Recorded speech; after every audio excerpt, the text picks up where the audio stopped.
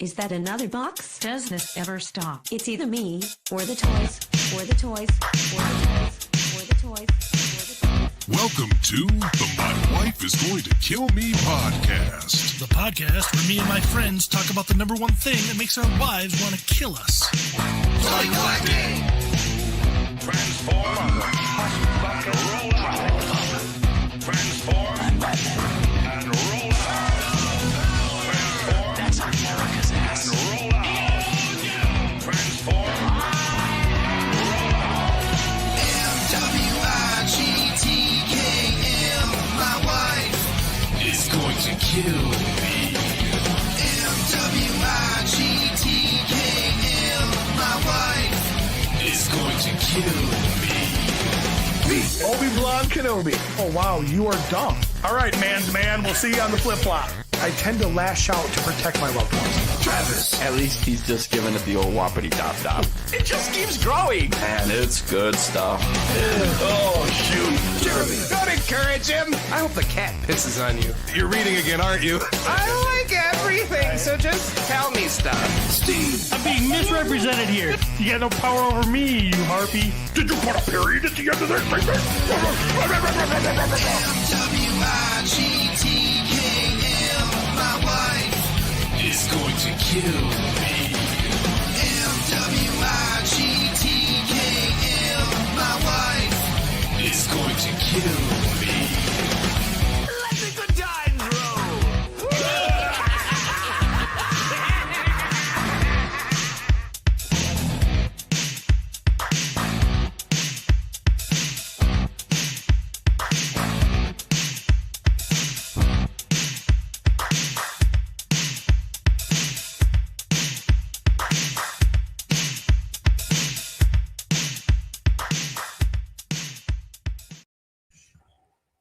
Welcome, everybody, to this special show. That's right. We got My Wife is Going to Kill Me and POTU audiences out there. Hopefully both. Hopefully the POTU guys who aren't used to... What's going on? It's just We're waiting he's- for our reverb to go away. there we go. It's not reverb, but... No, it'd be delay. So anyways, hopefully our POTU fans out there who are not used to seeing us on Sunday mornings and seeing us while we record, hopefully they see this and they... I hope this doesn't take away some of the magic. I never thought of that. Oh, they're fatter than I thought. They know what we look like. Well, they've seen in front of us pictures. Our good angles. Yeah, side shots are horrible. For Well, I'm me. looking at this camera. I'm just like this. I'm at the worst angle possible that you could have. It's a good thing you're thin. It's Travis' angle. This Yeah. is Travis's angle. So anyways, we're here for the very special occasion to review the new Masters of the Universe movie that we have all seen. Let's see. How many times have you seen it, Maddie? 3. Jeremy? 2, and I'm kicking myself for not going a third time. I've seen it twice. Pete, you've seen it once, right? Yes. So we've all seen it. Everybody knows Matt on both sides, so I guess I don't have to introduce him. Okay, I'm sorry. I'm going to interrupt you. Well, we got Corn Boy in the mix already this morning. No. Yeah. Early Take morning. me to church. Oh, yeah. Early morning. Morning, corn boy. Maybe Karn and Marn Boy. Morning boy.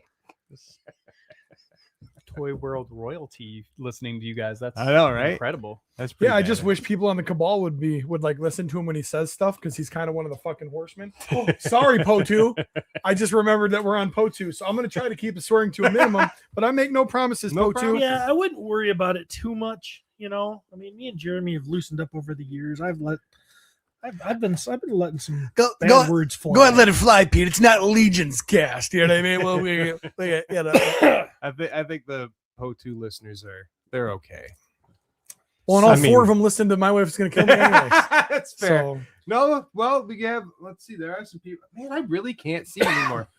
We got Matt Mead and we got Animator Haynes and Jennifer Sykes all on the POTU one. So Nice. yeah, Jennifer Sykes would cheat on MWIGTKM for POTU. that's She's because a POTU's hot. She's a hardcore Motu fan. Yeah, She's been around forever. we're hot.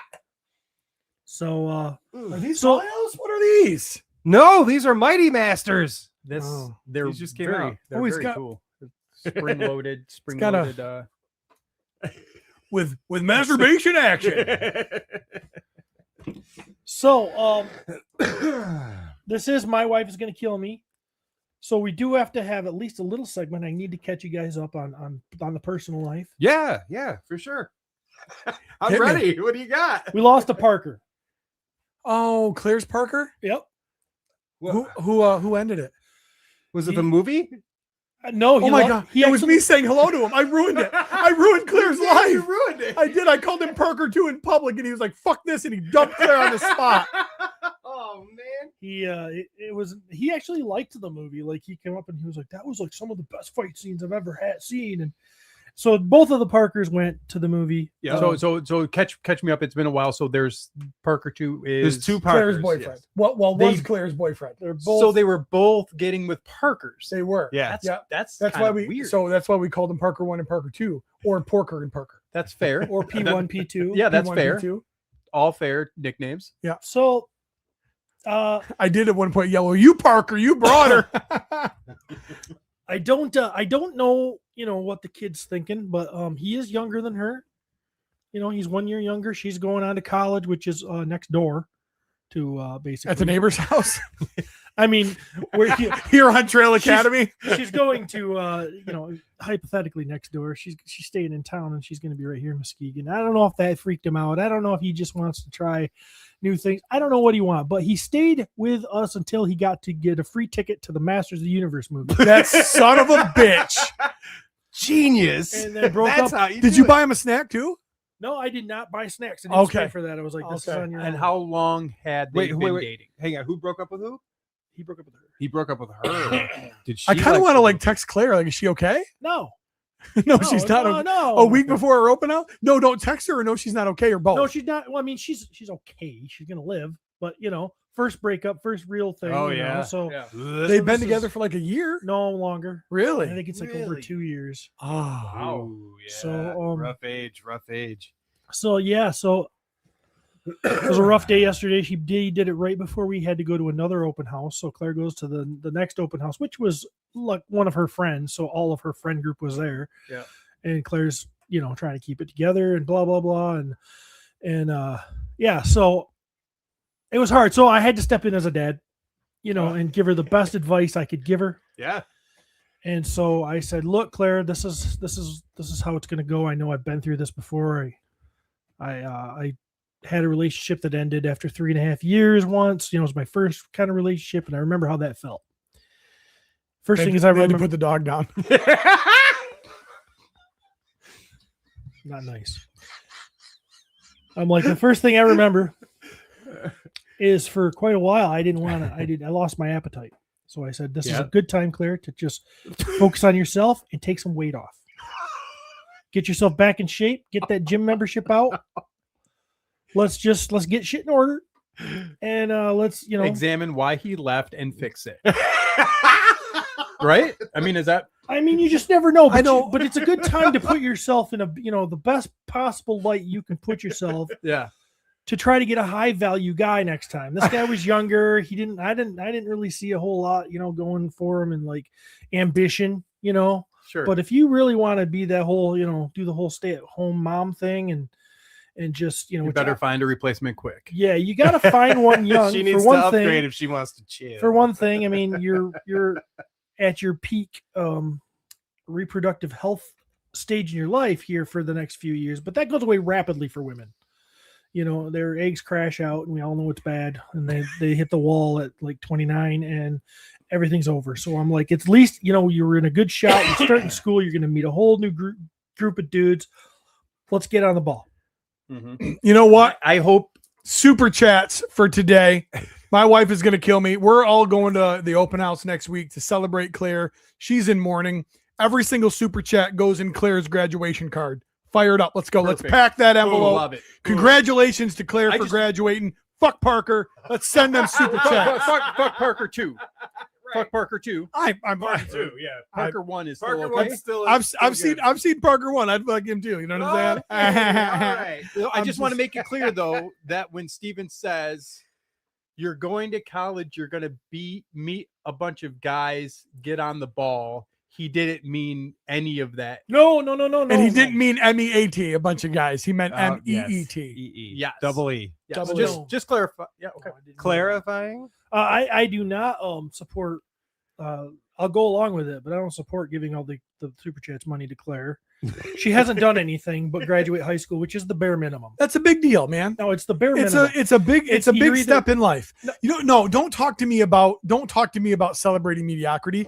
On Thursday, I attended a 5th grade graduation. Congratulations for not getting expelled from elementary. You know what? I will give her credit for graduating 12th grade. 5th grade was a You'd load be of horse surprised, shit. man. There are some kids. Super chat, corn boy, $20. That's what I'm talking about, baby. Oh baby, got to get my pen out. I'm gonna make sure I document this. Hey, really $20 from CB with we the all Claire know, Bear Fund. Okay, we I'm gonna- all know the 5th grade kid that didn't last, and we all know who that kid was at our school. I would genuinely He was be the guy who wore the snowsuit in the summer. I would and the be diaper curious all on year round. if I was to just Facebook look this kid up and where he ended up, because I don't think it was a good place. Can we double back real quick? You don't gotta talk about me like that, man. double POTU episode. My wife is gonna kill me meets POTU. Our host Steve Bisciotti, as you all know and love. Next to him is Jeremy DeWitt. Hello.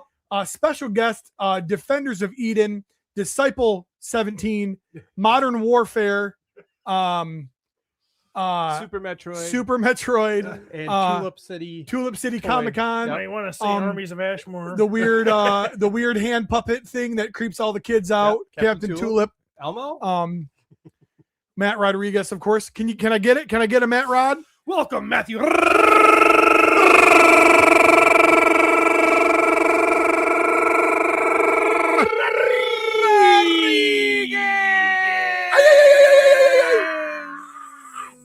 And of course, I'm Pete McCarthy. I am the favorite of the MWIGTKM and very shortly going to be the least favorite of POTU. Oh, we got a super chat, $9.99. Sorry, strangers online are more kind than your dad, Claire. That's from Pete Mitchell, $10. Woo!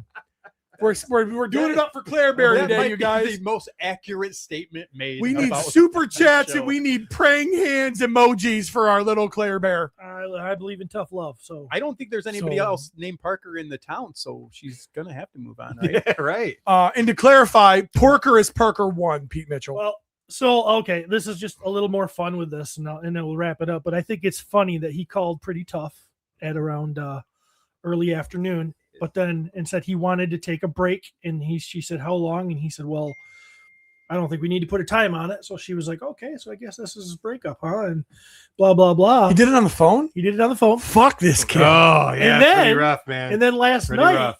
calls her during work while she's at work and says, "Are you ready to talk yet?" What the hell? What's that mean? Right?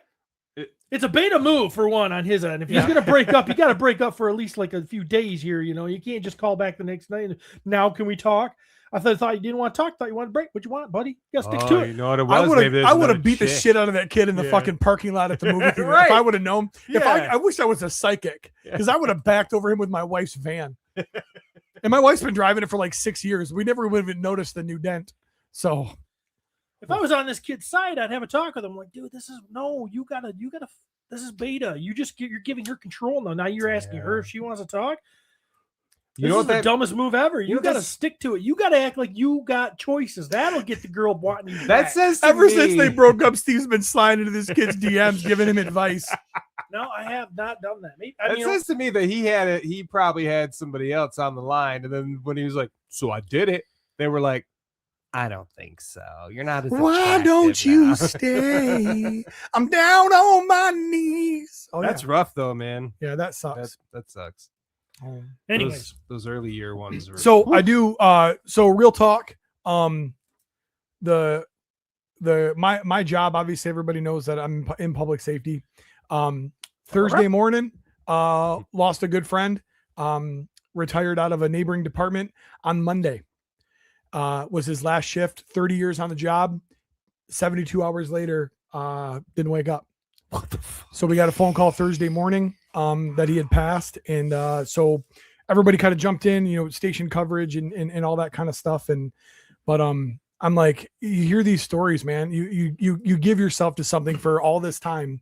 And like I said, he literally left the station Tuesday morning and didn't wake up Thursday morning. 51, 52 years old. Yeah, you're like, if I just put in the hours and the work and the mundane, I mean, not that the job was mundane, but you clock in, you do your routine every day to finally be able to have that freedom, and then you. But terrible. It got me thinking. Obviously, so Thursday it was kind of jump in and get in where you fit in, so you can kind of keep your mind off it and stay busy, which I think is important a lot of times when you're dealing with stuff. And you don't think about conversations being your last conversations. Right. So there was a call to honor dinner the week before, and I wasn't going to go. I was very busy. Corporate sponsor had a table of tickets, had 4 tickets with their sponsorship package. Guy from Med Control calls me up. He goes, "Hey man, the sponsor can't be there. I've got a couple of free tickets. You and the wife want to come out?" I said, "Yeah, dude, I can make it work."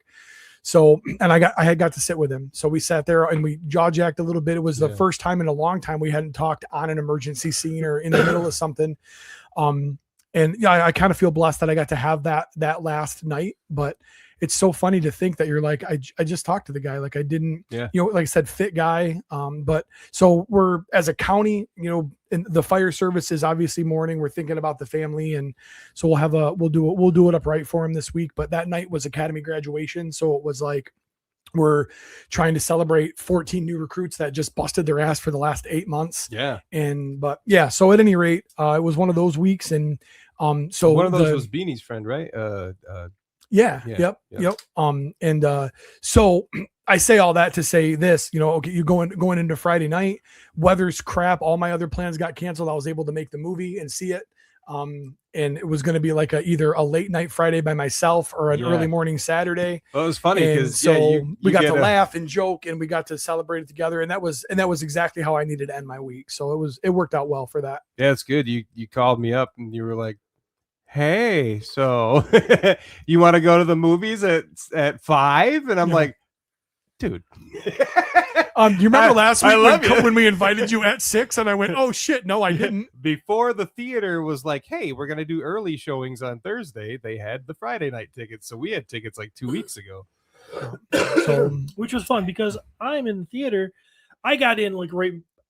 I never saw you walk in. I had a whole plan. Hi, Steve. Hi, Courtney. Parker 1, Parker 2, girls. Like I was gonna do it upright, and I never even saw you come in. We didn't get in until the previews were already rolling. So okay. So we snuck in, and I saw Jeremy. I was like, "Oh, Jeremy and Laura right there," but I never realized that Pete was right there. So I didn't know until at the end of the show when he stood up. Well, right there being because I sit in the very back row so I can vape. Oh, you were back there. Yeah, I was literally next to the projector. Yeah, yep. Okay. So there was 3 of us, me and my son and his buddy went, which his buddy might be my 4th son-in-law. Okay. Not really, but that's what we joke about all the time. So anyways, so I take, there's 16 seats in that row and there's a little channel underneath the projector and there's a railing I can put my arm on. So I needed 3 seats. So I got 16, 15 and 13. Okay. Because nobody's going to squeeze into that one in between 2 creepos, right? So I spread them out. So yeah, we got to kick back and but yeah, it was a good setting for that. But what was really strange, leaving and it was still light out. I don't remember the last time I walked out of a movie theater and it was daylight. Right, that was weird. Yeah, but yeah, we went Thursday night. Mike reached out to us. Was like, "Hey, you guys, where you at?" And I was like, "I think there's still tickets available." So Mike got seats there. But Carl was the one who actually initiated it. It was like, "I need to see this movie with Steve and Jeremy. Like, they're the podcasters of the universe. It's important." So he did, and he bought our tickets, which was very nice. Yeah, thanks, Carl. Yep. Fuck you, Carl. My kid came along too, so he paid for that one too. So thanks. And one of his kids could not make it. So there was a paid for ticket that I could have used. Wasn't even offered to me. Used, wow. Yeah. But Wow. Yeah. But we found out like 10 minutes before the movie Yeah, started. he's definitely acting like a HOA president. Boss hog. Yeah, so we saw it that night. We met a new friend. Oh yeah, we got a picture with some random guy. Got a picture with a random guy. Bean said when she used to work there that this guy had like a VIP pass, so he'd just come in and be like, "Hey, what movie should I see?" And they just be like, check this one out. So he went and saw Masters of the Universe on that Thursday, and afterwards he's walking around the theater and he's got his iPad and he's got the speaker and he's just cranking the He-Man theme from the cartoon and just like walking around like, "Oh, I remember this," and he's like all way into it because he just saw the It's movie. like he watched the movie and then was like, "Oh, I gotta see the cartoon now. I'm gonna do it at the theater." Right. It was so weird. In 83, he would have been institutionalized. Possibly, yes. But yeah, he was. We told him about. Well, I did anyway. Some He-Man conventions. There's He-Man conventions. He's like, "I'd always wanted to go to a Comic-Con." I said, "Funny thing, MWIGTKM is will you remember me to talk to you about that after the show? happening So at some point next year." no, it's official, baby. Oh, okay, We've so got a date. I was like, I got an email. I got an email this last week, and my request went through. They are letting us book immediately. They're not making us wait the standard 6 months. So March 20th and 27, baby, MWIGTKM is on. We are Whoop, officially whoop. official. Nice. So That's awesome. So yeah, I told him Very about cool. that. And isn't that crazy? Like thinking about that guy that like I have it too with like my small show. Is that like don't say it. It's good no, size. it's a good size. It's how you use it, man. Exactly. Is that like yes, because we are in the circles of this kind of nerdum world that like random dude that's like, wait a minute, what? There's a convention just about that. You know what I mean? Yeah. Like it's like no, those people. Yeah, we've literally flown to California for it. those people exist. Yeah. So I was like wearing my PowerCon shirt. Right. Yeah. yeah, so that it's cool that like random people like that exist, and then they like, oh, I want to try something different. I want to do something different. Like at my show this past April, my brother from Chicago that comes with his 2 kids, and they just come out for the day and like spend the day there. He brought like 2 friends from work that like have never been to Comic-Con. So we're talking about late 40s, 50s guys that are like, yeah, let's go drive up and check this thing out. Like, I just think that's cool that people do random stuff that they're not into really. Since you brought it up, can we talk about your thirsty aunt? Which one? The one that wasn't your mom. Okay. Was it the one that was into me? I mean, don't get me wrong. Mom me? was a little thirsty. was it the too, one? you know what I mean? Is it the one that tried to get my phone number? Was that the one that had her hand down my pants? No, remember she really did try to get the phone number, right? She's the one that has diabetes. No, that's the other aunt. Oh, then I know you can have her. 20th, Dusty. 2-0.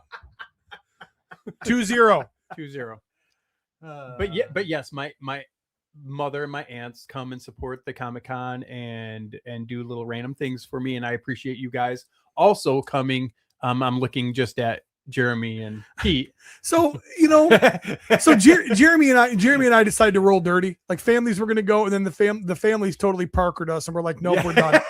And yes, they did. so Jeremy and I were like, fuck it, we're going to go together, and we did. It was, and I honestly like, I'm always going to be a shit talker. That's just who I am. I honestly cherish car rides with Jeremy.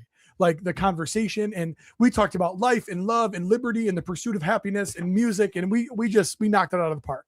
So we get there and we walk around, we do our thing, and we're having fun. We buy some cool stuff and we see some cool people, and then you do what you're supposed to do, right? You go up to Matt after and go, "Hey man, we're getting ready to get out of here. Is there anything you need?" Yeah. No, I said, "You sure?" "Well, are you sure?" I said, "Yeah, we're sure." And he called us on it and actually put us to work. Yeah. I So was like, damn it. Standard protocol would have been like, "No, man, we're good. Thanks for the offer," and just let us go get lunch. Yep. But he didn't do that. He said, "Nope, I'm going to call you guys on it." So then he puts us in the friggin' ticket booth with a couple of hotties. And so Mrs. Rodriguez, we all know, you know what I mean? My mother, not wife. Right. No, wife was not there. She was in Texas. Yeah. So, and we know Mrs. Rodriguez is widowed, and it's a sad story. But you know what? She had her winky face on, so we were talking a little bit, and then I think Aunt Rodriguez she smelled blood in the water, and then next thing you know, she was all up on my chum bucket, and So, but we got through it. It was a lot of fun, and they're dude. And I have a lot of experience with Matt's aunts. They're And they're the just one the you didn't sweetest. see, she's the hot one. Oh, really? Yeah.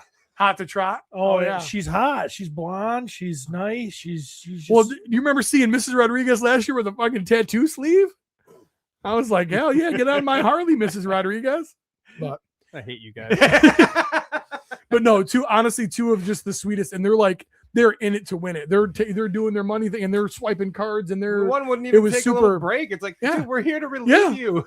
and so your mom kept going, well, let's just go. We'll go walk around for a minute. We'll take a little break. And then she'd turn and she'd take care of more customers. So Jeremy and I were like, okay, whatever. You know what I mean? She was- So I tell you what, man, in my experience, she was wily, man. She was like, so can I get your number so that I can send you some pictures? And I'm like, oh, I see what you're doing here. You just So Steve and Jeremy have experienced a lot of my mom's sisters, and my mom has 4 sisters, and they've experienced, I think, 3 of them. Oh yeah, the one that's in the mob. And the one that's in the mob, we slept in her basement. yeah, before that guy was gonna. He was. If you met my killed Uncle somebody Jim, 5 if you minutes met my before we Uncle said hi Jim, to he's him. retired city police. They have What to Crooked city? as shit. Chicago. Oh, Crooked they as have hell. they have to live within the city limits. So basically, these 3 blocks on the outskirts of the city, but it's technically city limits. it's all cops. It's all cops and judges. Yeah. And when you talk Dude, to Uncle Jim, When you're you talked like, to Uncle Jim. I know you have stories that would make me go to jail. If I knew knew them. that if I stepped out of line, I was gonna have some cement shoes. And I'd end up in Lake Michigan. you want to sleep in the basement? Or you want to sleep with the fishes? He's got the voice. And Auntie Martha's super sweet and loving. So she's And like, it's She hospitality. was, but then we're gonna. we went out to eat, and she was just like, "You better get this." Like she was like, Customer service Yeah. wise, all of them are like, Oh, you don't yeah. mess up anything. Auntie Brenda took us to, I think, Portillo's or like to Yeah. get Yes. beefs like in the city place, and like they're just like very hospitality oriented. So then if you mess anything up, "Yeah." they're like, nope, this is because all I had free. something wrong. Like they're like, I was I'm like, just like, Do I gotta call Guido? "It's okay. I don't mind." yeah, She's I like, can "No." I can just pick it off. Yeah. yeah, no, She's like, it's "Mm-mm, but I'm it's killing but mother-" it was super cool having them Which- able to I never be hospitable. got her name. Auntie Trudy. Was it is that one, Trudy? Trudy. Okay, Yes, all right. Gertrude. Mine's Trudy. Brenda. She's the one. Okay. She's the one that like out of all those sisters when they were in school. So they used to like break into Lincoln Park Zoo. She's the one that got her hand bit by a crocodile or alligator or something like that when she was a teenager. And like, he broke his teeth. On and her then they hand. all would be like 13 years old, getting like all this stuff. They have all these stories. Okay. Auntie Trudy was, oh, my sister just got home. Somebody porkered her. I'm gonna go over there and beat the shit out of him. Well, like, we're- so she would fight guys that were mean to her sisters. We're standing at the table, right? And I'm sitting just like you are now. And so Trudy, I mean, Trudy gave that booty. there was a little bit of swing on that back porch. And then I would I look over to the left and I was like, "What's up, Trudy?" You know what I mean? Like she was, like I said, That's funny. she put her line in the water. I didn't bite because I didn't know her marital status. You don't want to mess around because when I saw what's the uncle's name? Uncle Jim. Uncle Jim. He opened his trunk up. There were stacks of cash, garbage bags, and duct tape. It's wild. People call him Jimbo. He feels like a Jimbo to me. absolutely wild. I don't even want to know any Anyway. of that stuff. But yes. Let's get this review started. All right. So Jeremy, apparently the reason you were late this morning was because you were up till 5 a.m. putting together how you wanted to run this today. So So we're gonna just like throw it out the window. for what? Well, no, I'm just messing with you. We're not going to go through it line by line, right? I can't. I had no ability to get line by line, but I do have story beats and stuff like that. I'd like to, because I want to talk about every single thing in the Yeah. fucking movie, man. So let's get 2 things straight really quick. Obviously, super spoiler review, Oh yeah, by far. and then obviously like and if you haven't seen it, you're not a fan. So this might That's very be true. this might be a touch long-winded, and I apologize for my contributions to that, but I think that this is a movie we kind of all want to talk about, right? the way that this is going to I go would down say today so. is it is going to be a MOTU review. Yeah. We may get to some other normal show MWIGTKM stuff at Yeah. the end if there's time, Yeah. but this is going to be MOTU centric. So, and give me them. Hey, where my Snapchats at for Claire Bear, man? She's heartbroken and shit. And I do want to thank the people that are actually sitting there on the POTU YouTube channel. We never use the damn thing, so we'll throw up toy reviews and stuff. But we really need to. We got a channel. We should use it. Subscribe, y'all. Subscribe. And there's my pitch. You like it? All right, so you gonna run this thing, and you need me to get it started? Right. This thing. You get. I mean, no. All right, so you're gonna. I got a map. I got a map. You got a map on your phone though, the one that I'm relying on you to be able to watch the POTU comments. Absolutely. Okay, cool. So we're starting off on the right foot. Starting off pretty good. POTU comments on If the you go to YouTube the page. go to the POTU or I am a subscriber to the POTU YouTube page, so it's right here and I have it up. So I can these are the comments I'm watching. Yes, please. Okay. Thank you. Yep. No worries. There might be a way to Animator Hayes. Oh yeah. Road Shark, that's $9.99, another $10 for the Claire Bear. Richard Haynes and family are listening. I've gone back and forth with both of them this week. Nice. They love the movie too. This Art by Ackerman. Scott Baker, Ocker. $5. The Fuck Parker 2 fund. Yes. Yeah, get that money. Thank you all for that. Art by Ackerman. This a new viewer? Yeah, I think so. He I was doing a little bit of background research on him the other because I've seen his name crop up a couple of times kind of in various podcast circles. He's like a Temu Steve. Yeah, and he sells like a pencil kit for drawing or something, I think. Nice. And his wife makes little their little booties for action figures, I think, if I remember. Cute. Debbie something. Cute. Oh, come on, it's brushes and capes. Both Brushes are and great. capes. Brushes and capes. And it's Brushes and Darla, capes. we all know that. of Darla. course. Brushes and capes. Navy beans. Navy beans. Meatloaf sandwich. I do. Curtis is part of the family of what's the best thing about you? Oh, your wife. Like Road welcome to Shark that was group. with us at the show on Friday. Oh Yeah. yeah. Doo-doom, Love you, Curtis. doo-doom, doo-doom, doo-doom, doo-doom. Matt Mead. I would be the worst dad ever if I didn't say that Beanie's birthday is tomorrow. So I should probably throw that out No, before we start. You're not. You're not going to do it. You're not going to do it. You want to know why? Because she has never watched The Princess Bride. I looked her in the face and I said, "You are dead to me." Whoa. Yeah. With the parents being you And Laura. and Laura. She's never seen The Princess Bride. That was inconceivable. That is absolutely wild. That's wild. I showed her Step Brothers. That's wild. I just laid on the floor of the movie theater going, and I am waiting for the scene. Like, I'm not going to leave until you see this goddamn movie. So her and I have a movie date, and we're going to watch The Princess Bride. Nice. And I said, just so you know, I'm going to say all of the words as they say it, the entire movie. And I said, my grandson absolutely loves that. Everybody else in the room hates me. So, but All right. I guess first off, director Travis Knight. He did the Bumblebee thingy.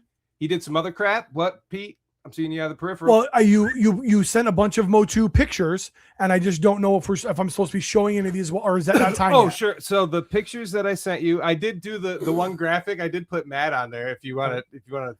So, but is that for when we talk about each individual character? You want me to show their pictures? Is that the idea? Yes, Okay. that All right. was the So- idea. So we can talk about each character and how we feel about them. And I did a little legwork on the Travis Knight thing, that like son of the Nike creators and also crazy into animation, that he with his money started an animation studio that was He did, like, that behind the scenes Kubo- of he was behind the scenes of Coraline. That was Yeah. like the first thing his studio did, and then Kubo and the Two Strings, first director thing, and then Bumblebee. But just looking at the list of stuff he's done, I'm like, okay, this guy does good stuff. This It's guy funny Thundercats. because I didn't know who he was in all the promo stuff where they're showing these like actors and everything, and I'm looking at him, I'm like, is that the actor that plays Trap Chuck? Like I don't know who this guy is, Yeah. and not, I guess more often now than before they like promote like the director, like Zack Snyder, or like that new Superman director guy. Like he's this like is the in most front I've learned of about the- like any director ever. He's like, Yeah, the yeah. promotion that Mattel's doing for all of this stuff is insane. yeah,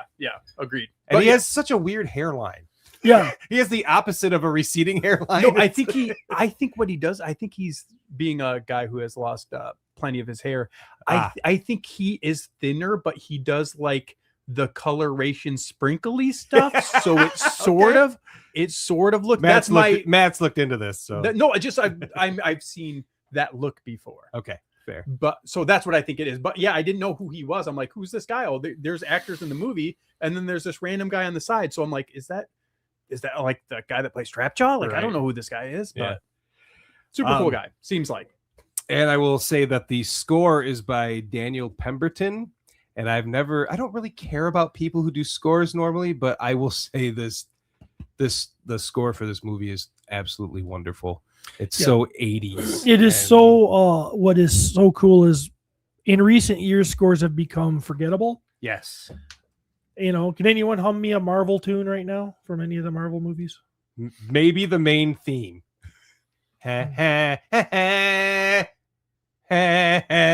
And then it starts to sound like the old HBO one. Na na na na na na. But also, nope. You can say that tune because you've had 15 years of like all these them movies putting that it have- in like most of Yeah. those movies. You know what I mean? So, but But other yes. than that, no. Right. This score was catchy. I walked out of the movie theater kind of humming it, and then, Yeah. and it was really very, very, very well done. And I know that Brian May from Queen was involved. I know that there's, it kind of showed. I don't know how much he was involved, but he was A lot of the the- played guitar. Yeah, on, some of those one epic the songs guitar at riffs. least, so It was very much over the top epic battle music from the 80s. yeah, Like they did a great job with that. with some like modern production and just like, I got the soundtrack yesterday. From Tyke hooked me up, and I sent you guys, copies of it as well. So fun fact, he is the son of Phil Knight, the founder of Nike. Random fact, director Travis Knight is the son of Nike founder Philip Knight and is also a former rapper called Chili T. Oh, Wow. well then. Okay, We have now to the look- hairline makes sense. Yeah. Like his rapper name is Chili T. That is so I'm white and my daddy's rich. You know what I mean? But can you imagine Chili that? T. Can you imagine that your dad is rich and you get to kind of do whatever you want? And he like went into like claymation type stuff. No, he went like- into rapping. Yeah, he went into okay, rapping I guess first. that's true. I guess that the first the first try didn't work, He and was then he went finding into himself. yeah, he was fine Right. being creative. So I'll say I actually was like doing some work in the basement yesterday, and I cranked this soundtrack, and I got to hear each song without dialogue, all that stuff, and like it's honestly something that I feel like I would make. Hold on. Is that him? Oh yeah. Better turn it off. We're gonna get Yeah, we're gonna get copyrighted.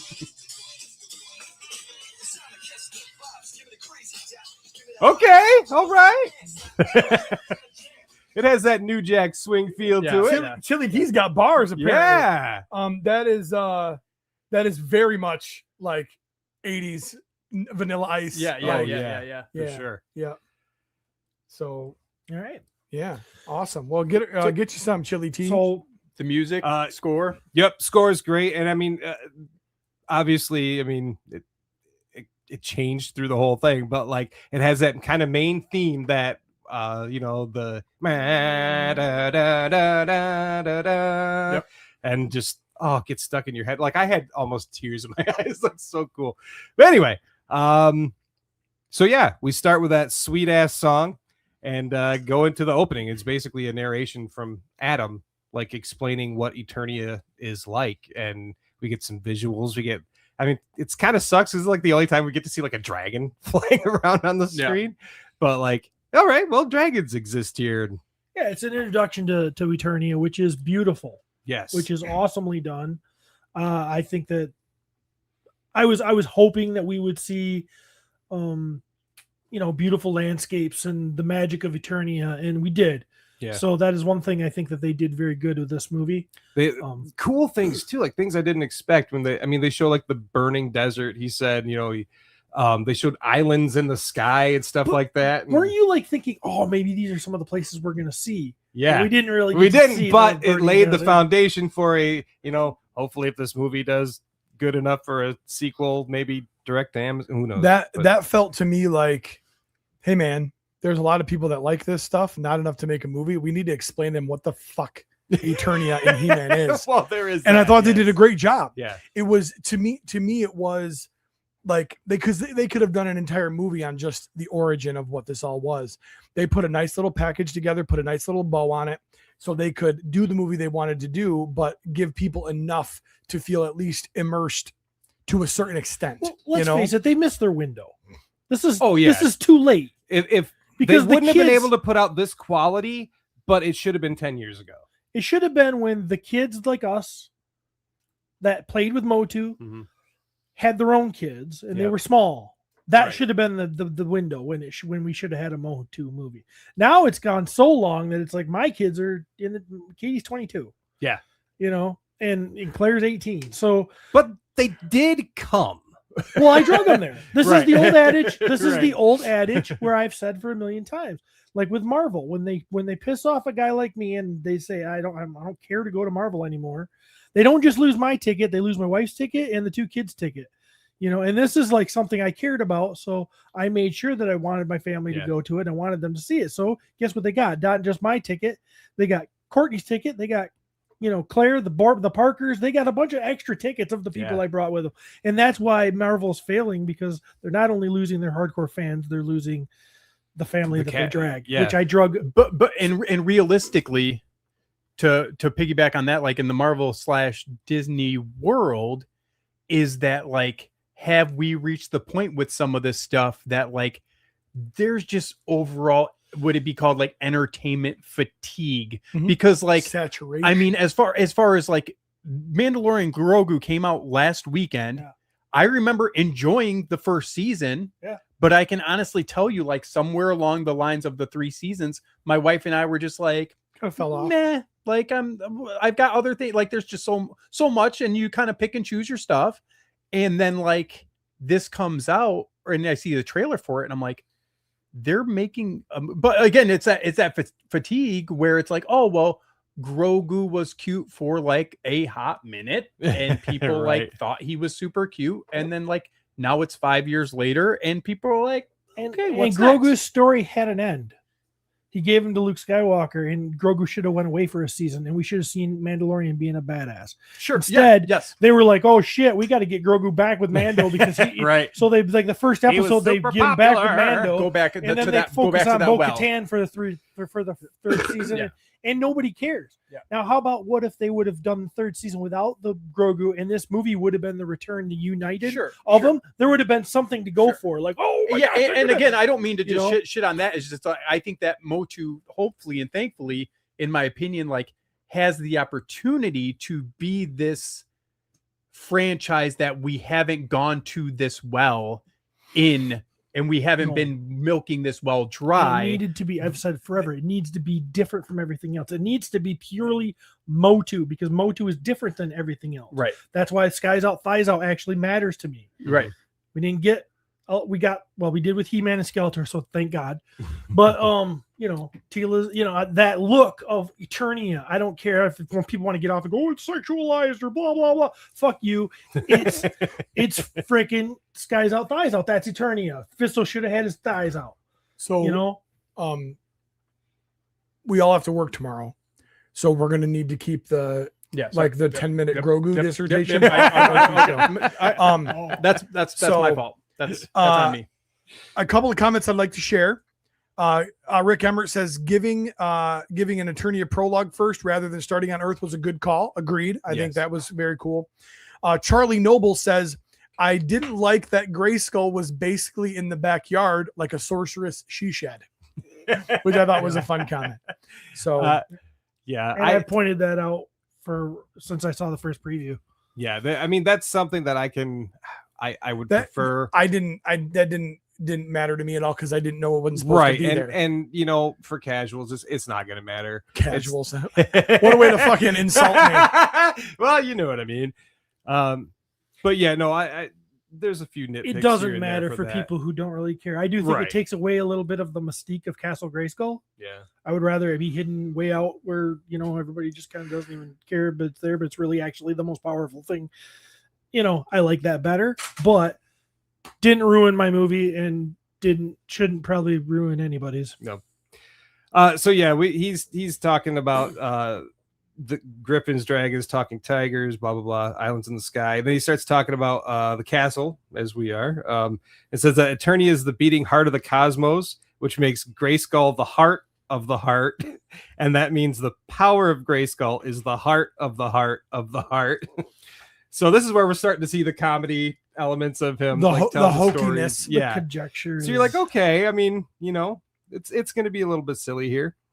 And then he says, the power can make a man as mighty as a god, and the power was bound inside a vessel. We do see was that Procrustes maybe smashing down the. He had a hammer, dude. Yeah, I thought it was Thor. Oh, okay.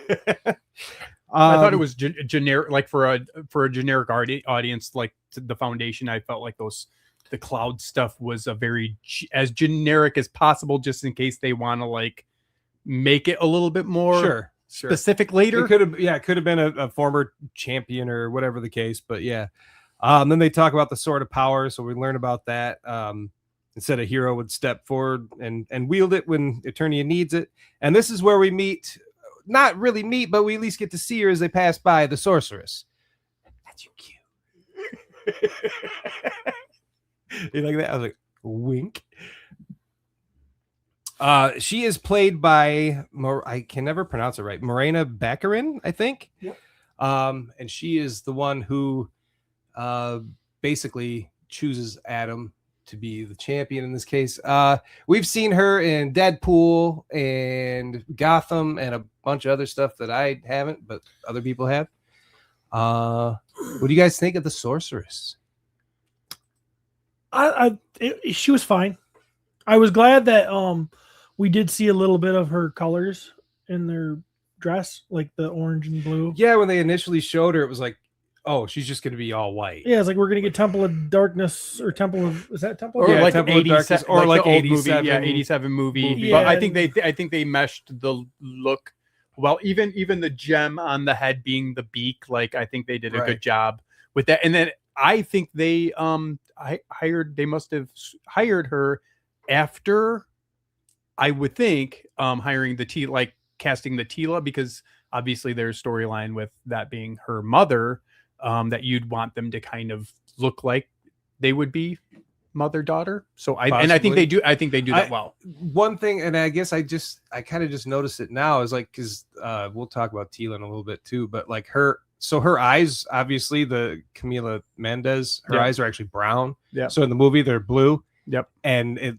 it's like her and the young actress, and it's like, well, they didn't probably need to do that, but then you see the sorceress too, and she had that too. So is that like some sort of mystic thing, or are they just going, no, we just want to give them blue eyes and I don't know, pretend they don't wear contacts? I don't know which one it is. But Yeah. interesting choice To focus in on the eyes, but not get the hair really red. Right. It's kind of it's like a reddish tint, but it's not really red. Right. But whatever. Focus on weird things and leave the big things out. I mean, that's what we do in 2000. It's true. So then there's also so he kind of says she's a little scary, but she's like super cool. And I think it's cool. I love that we've seen Zoar with her in this. I love that she gets in Adam's head and all that. She's not a huge part of all the story beats, but she's weaving in and out. So she does what the sorceress needs to do, right? And then he does mention something about the Grayskull remaining under protection of its ancestors for hundreds of years, and he comes from an impressive lineage of mighty heroes. So then we get into Eternos, and we see Mr. Man-at-Arms. Okay, so let's get to Man-at-Arms. I gotta say. Well, wait. Hang on, I'm sorry. What? Back real quick. It's actually Queen Marlena we see first. Oh. My bad. I don't think we need to be that formal here, do we? I don't know. I put them in order. We're an hour. That's We're why. hour into the show, and we're only 4 minutes into the movie. Oh, So yeah, it's gonna, we'll go through this is what the face of regret looks like. it. Yeah. So I think she did a nice job. Yep. She kind of did what she is needed she to from? do. Is she from something else? I honestly don't know. Charlotte Riley's her name. I've never seen her before this. Okay. So basically she's telling Adam he has to go train. He doesn't want to. We also get to see Baby Cringer And they call him Baby Critter, Baby Yoda, but he's not. I mean, he's not a baby, obviously, but he's definitely. As soon as he started talking, I'm like, okay, we're going. Like everything's we're like going for it. because there's these plot points that a lot of fans are like, oh, well, are they going to do it this way or that way? Are they going to make him talk or not? And like that was one of them that like, oh, they're just doing filmation, you know. Yep. Yeah. Cute. And then we get to see Man-at-Arms and Star of the fucking movie. I'm sorry. Idris Elba makes my teeth sweat, first and foremost. There is nothing that this guy can't do. He's got this, And he did every part of, and I don't know the falling off. I don't know how much this movie followed any type of storyline. But the redemption side of things, the fucking drunk urine covered hobo, like he just crushed all of it. Like he was amazing as Man-at-Arms. Amazing. He was. He had. I still think I don't like his helmet. I'm still gonna. It's just not the right shape. So I think I think that like if we take those criticisms, like for me, design of the helmet, certain angles it looked really cool. Other angles, I'm like, why would how did that get through the design department? Like that's just, and again, that's just if that's why are we unhappy with the helmet? Because his helmet typically has a flare to it. It just It's a looked different just shape. looked weird. Like it just looked weird. Doesn't hug his head like a 30s leather football helmet. But again, that if like that's what I'm being critical about, like I have nothing. Yeah, really I just to be don't critical like about, it. But like, but it didn't ruin it for me right, because exactly. his portrayal and his performance and the scenes they gave him and his stunt doubles killed it. Right. Because when have we seen Man-at-Arms be that badass? Well, and the thing is with him that like any criticism, and again, we'll get into the criticism, but it's like, okay, well, like he ended up being a drunk and cussed more than like people probably expected. And then, but you like this opening scene, it's like, well, wait a minute. How many of you guys know people or have family in their 40s to 70s that were like ex-military or like anything to do with army related stuff? It's like, oh, they're actually making him be what he would have actually been. Right. Like, so like, yes, was it kind of like exaggerated? Sure. He hits a kid with a stick, but it's like, no, I'm literally thinking of my wife's uncle who's like retired army. Like 90% of the stuff Duncan does, he would Right. have done. I love that. Yeah, I love that about Duncan. Was there a problem in the world with fans making Man-at-Arms black? Yeah, initially. I mean, but in all honesty, though, I think a lot of people are just like, yeah, but it's Idris Elba, Right. So like they didn't. I just really because they care. caught. People caught. Idris Elba also caught hell for the Gunslinger, And even more the recently, Stephen King. yeah, Oh, yeah. okay. You know, And people of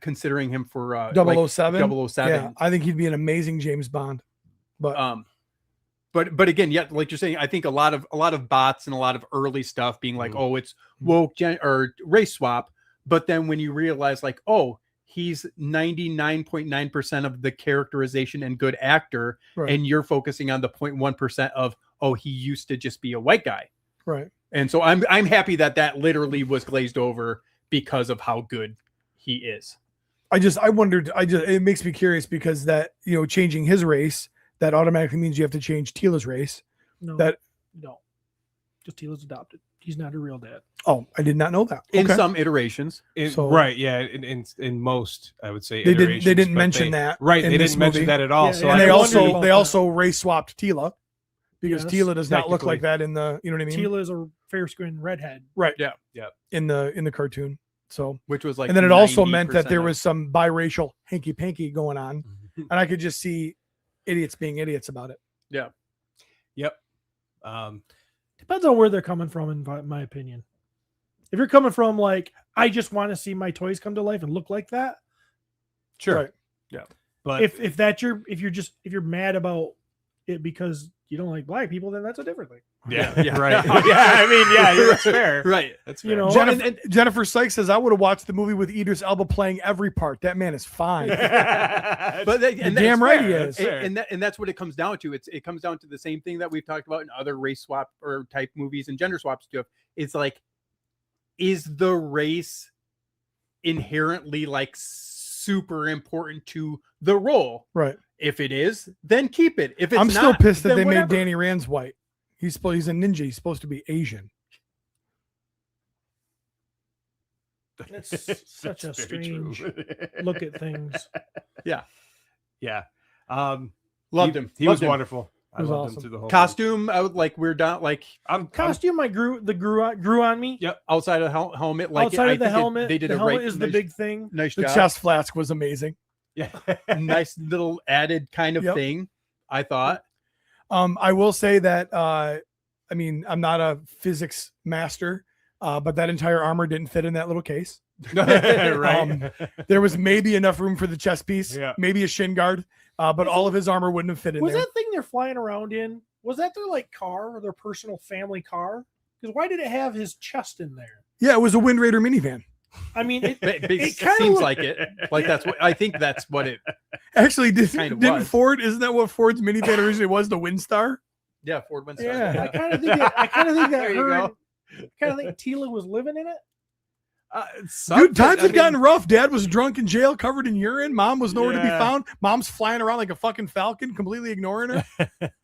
But yeah, additions of like gun coming out of hip. That was Yeah, cool. you got the Mace- RoboCop. You ro- got the like the ma- blade the coming out of mace, the arm. the mace turning. You know, his weapons Elongating. altering, like it was. I thought that was really cool. I That opening scene with Trapjaw, obviously, like Yeah. wonderful. Yeah. Like grinning from ear to ear while it's going on, just like this is my toys fighting. Yeah. And that is hilarious. Now We I got my problems with Trapjaw too, but we'll talk about that. we're getting there. So we got We've got to young read the we rest got of young them. Adam, young Tila. They're sparring with each other. We find out basically Adam's a little runt. He doesn't. Adam is not just a run; he's a coward. He's a coward. Yeah, Which- he'd rather sit there and he'd rather talk. Hey, let's not fight. Let's dance. And he'd rather dance and do all this stuff. And of course, King Randor comes out, and he's kind of like, Steve. you know, yeah, Oh, I totally. he's like, are all the students doing well? He's like, mm-hmm. Yeah, I Because he's totally, the prince, you know. He can't be like, your son's a little bitch. I always have with the other versions of He-Man. I have a little bit of like Randor's being a jerk. Yeah. Okay, with this one, oh, I'm on Randor's side because they made Adam a complete idiot in this movie, complete moron. Yeah. They totally ripped away everything. This is my biggest contention of the movie. Should I save it for later? I'm concerned about when later is going to occur at this pace, I don't. just for the sake of commentary. You know what I mean? Yeah. So anyway, he comes out, takes the sword, fights Adam, knocks him down on his ass.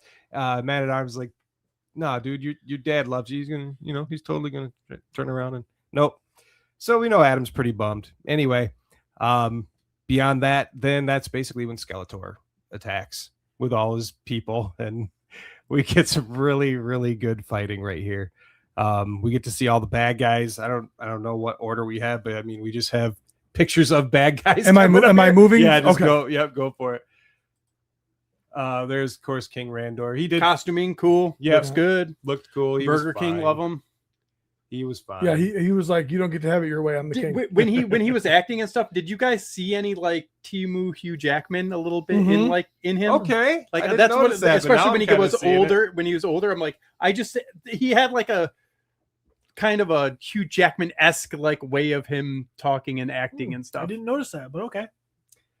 Fisto.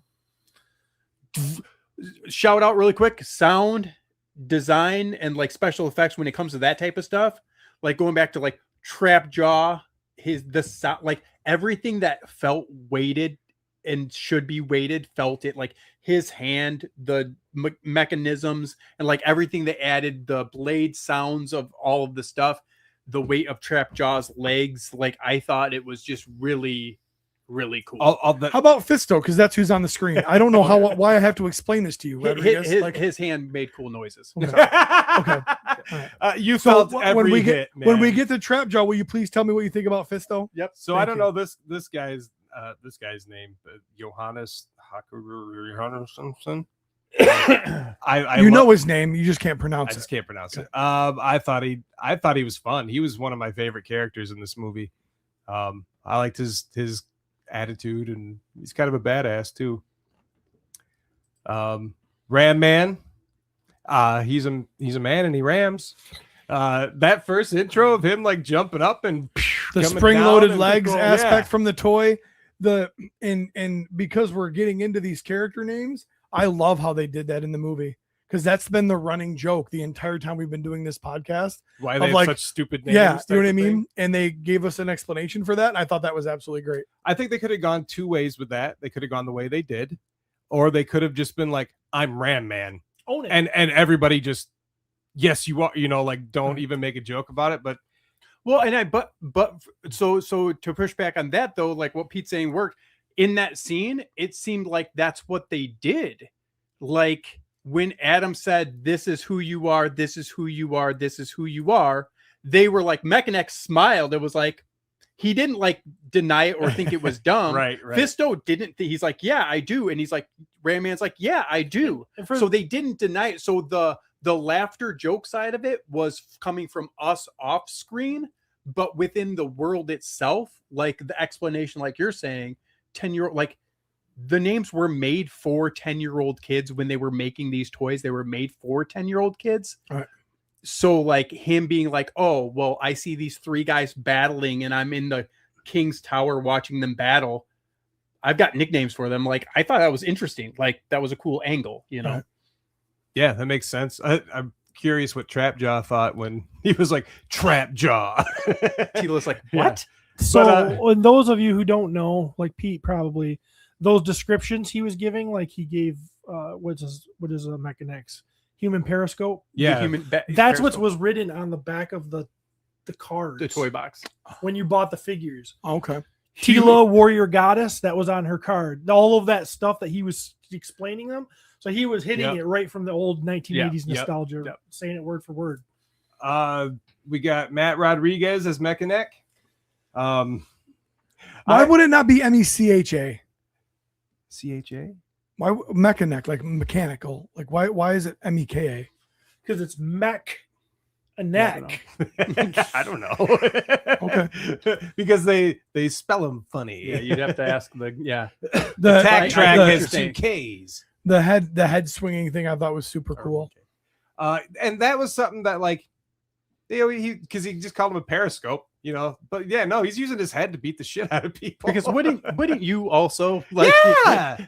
I did think there was a missed opportunity though when he like wrapped his neck around a guy and then he like looked at him and then he just kind of swung him around. I thought he should have headbutted. Yeah, him or I thought I something. was looking for a headbutt Yeah. there too. But I mean, and I guess I don't miss his mace in this movie. He's using his freaking neck as his weapon. So you know what? They're picking out some of the action features and going, what is going to look the coolest on the screen? Sure, maybe Mechaneck's not like, the coolest guy in the world, but you know what? He's going to look interesting on the screen. That figure's So- dog shit, by the way. Oh yeah, it's pretty crap. Then we get Spikor. Probably the one who most deviated from his toy counterpart, or But they utilized what he was better than most. and Him constantly getting stuck in shit, Yes. impaling another the skeleton army guy. yeah, Like that was brilliant. that's fun stuff. That they were like, what can we do with a guy with spikes? Oh, this will be fun. He'll get stuck on stuff, and he, so Well, fun. and obviously we're going to discuss the few filmation like moments, but like them showing him when they were breaking out of jail and he has a bandage around his head. Like that's just straight like a filmation episode Yeah. of him just having a bandage on his Yep, so funny. Triclops, I think he was in this movie. He didn't do much. He didn't do much. But the moments he had were important. And they I were. I can see the sword. Right. Like I mean, he was like right. that was kind of an important plot point. Yes, exactly. Without him, For they wouldn't have having seen. for having three different eyes though, he's a terrible shot. Yeah, that is very true. That was very stormtrooper. I'd say he was the most underutilized. Underutilized. Well, It's for the like ones they that were just in the needed movie. like Yeah, this yeah. little plot point thing, and they're like, you know what? Let's just throw another guy in there. We'll throw in Triclops. But he looked or cool. whatever. He looked cool. I think he looks great. His armor and all that stuff. I think he looks really cool. Goat Man. This guy I had to ask about. Yeah, after the movie, I asked if he was a character, if it was something added, because I had no idea who this guy was. He was in one book, and then he was in. Well, he has recently been in like the Kevin Smith stuff. Yep. So we've seen him in cartoon form. He's kind of cool. I don't understand why he has, if that's supposed to be face paint with the beard and stuff, or if that's supposed to be just like he grew up that way. It's his markings. I don't know how that works, but needless to say, he was very large and freaky. So I thought he's pretty fun. He was fun. He had great fight scenes. Yep. I don't know. It looks a little strange to me. Him standing off with He-Man at the outside of Snake Mountain, I really like. Yeah. He-Man crosses his arms and like right. they're just like they're having to stand out. I was like, this is cool. Yeah. That's the best picture I could get. A Karg. Surprisingly, they're not advertising this guy very much. I do want to say his real name though. I know I put it in here. Oh shit. It's like Hung Dong or something like that. The actor's name. Yes. It's like his real name. Yeah, it's Hung Dante Dong. That's his name. A cooler looking version of the 87 movie character, I suppose. Kind of redundant, just having the claw in his hand, since Trapjaw did it much better. I guess they gave him a sigh too, but having him and having Goatman is like, hey, the director's like, we're pulling from all corners of this world, Yep, like some to deep make cuts. And saving heavy hitters for possible sequels. yes. Oh, 100%. Smart I move. think that was 90% of the reason why certain characters weren't either in this or other characters weren't featured more was just budget. So as they're trying to leave old Eternos or protect the king and stuff, well, we finally get Duncan, and big old Trapjaw comes around the corner, stomping his feet, slow motion, and obviously they want us to focus on Trapjaw. He is probably the main bad guy aside from Skeletor, because even Evil Lynn's supposed to be like number 2, but I swear to God, this guy's in there more than her. So Coolest representation of any of the villains. I probably would agree. I absolutely love Trapjaw in this. He did awesome. I told Jeremy, I think that this was the director's favorite toy.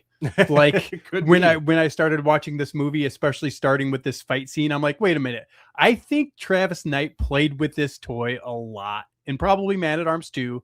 But that's what it felt like, that he like was like, I'm going to give a touch more attention to this guy, because if Triclops was his favorite, the scenes might have been flipped. He might have just put Trapjaw, in the distance or in a vehicle or something. I think it's probably just one of those things too, where he just looks striking with the blue and the big, the red jaw, and like, why has he got that? And his arm changes and all that. Like, that guy's cool. He's got the giant, like the heavy boots. And As soon as I saw Trapjaw come onto the screen, I was like, man, I'm super pumped with Fisto's fist. I thought they did a great job with Fisto. What?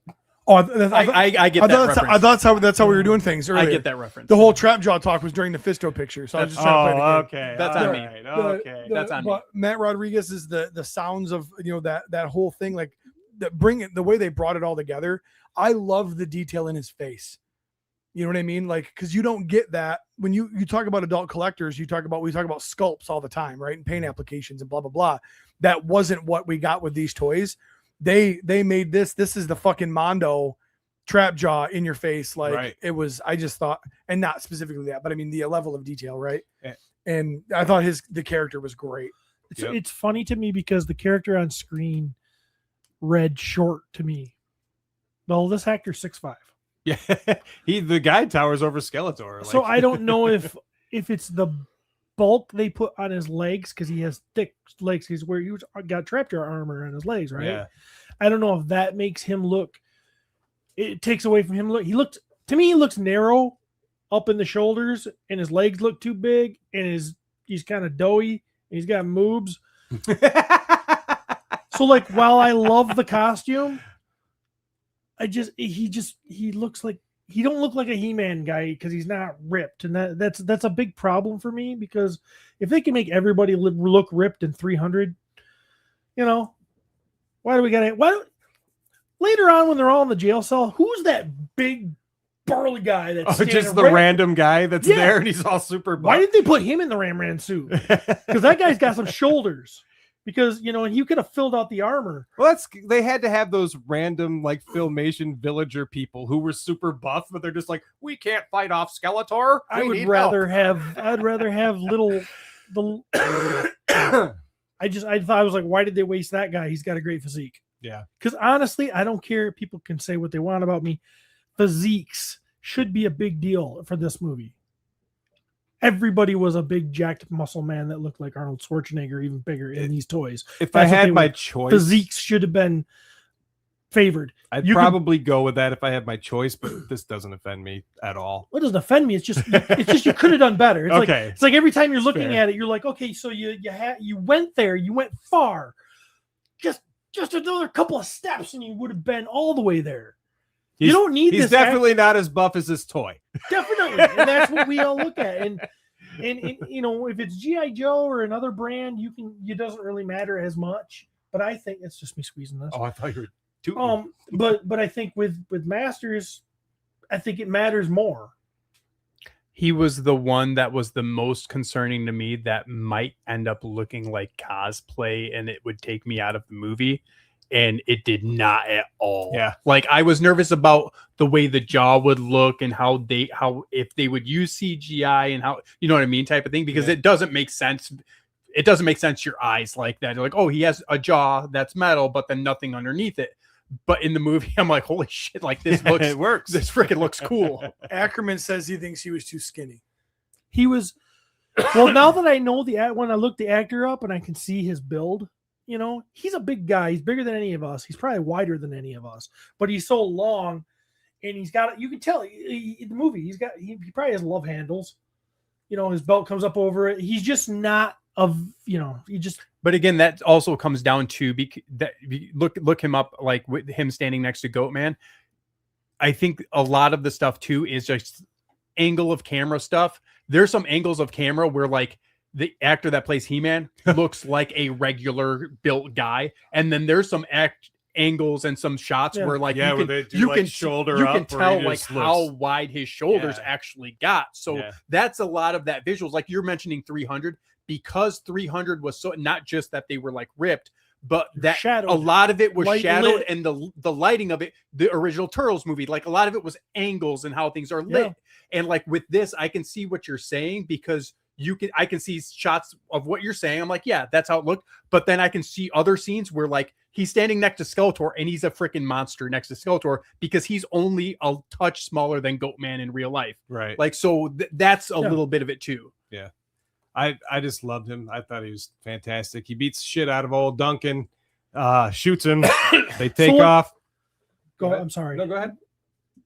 No, All go right. ahead. I was thought gonna Duncan's say- scene with him. I thought Duncan's scene with those guys were like, oh, this is cool. He Duncan stabs him? fought a couple people in front of the king, and I was like, oh, that's all we're gonna get.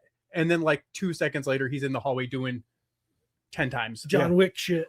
And we're seeing like, oh, they're not afraid to stab people and do stuff like that He here. stabs Trapjaw Yeah. with a Right in the- dagger right in yeah. the lung. I mean, Yeah. right in the side of that take dude down. So basically at that point, the king's like, I'll run off, get Adam out of here, and he gets captured by Skeletor, which we get some wonderful moments with Skeletor. Meeting No. Skeletor. Let's talk about Skeletor. Now this is the way to do it. Leto was a skinny fucker. Why pay? Like I asked you guys after the movie, why pay Jared Leto?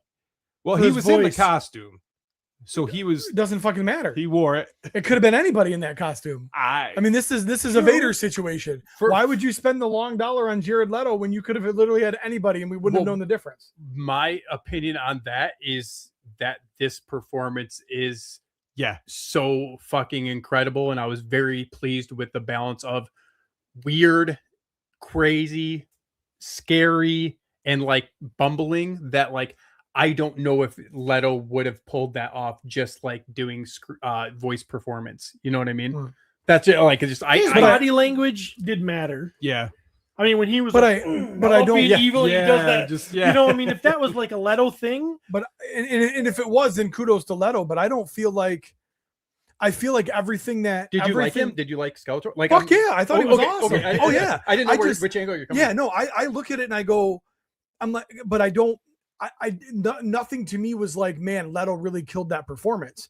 The people that designed the costume and the CGI, the people that wrote the lines, the people that blocked it, the people that did everything to make Skeletor, like that's why we got a great Skeletor. I didn't like Man at Arms to me, Idris Elba stepped up and fucking killed it. Yeah. But Skeletor, I'm like, everything he was to me felt like it was all behind the scenes, the people that put into it.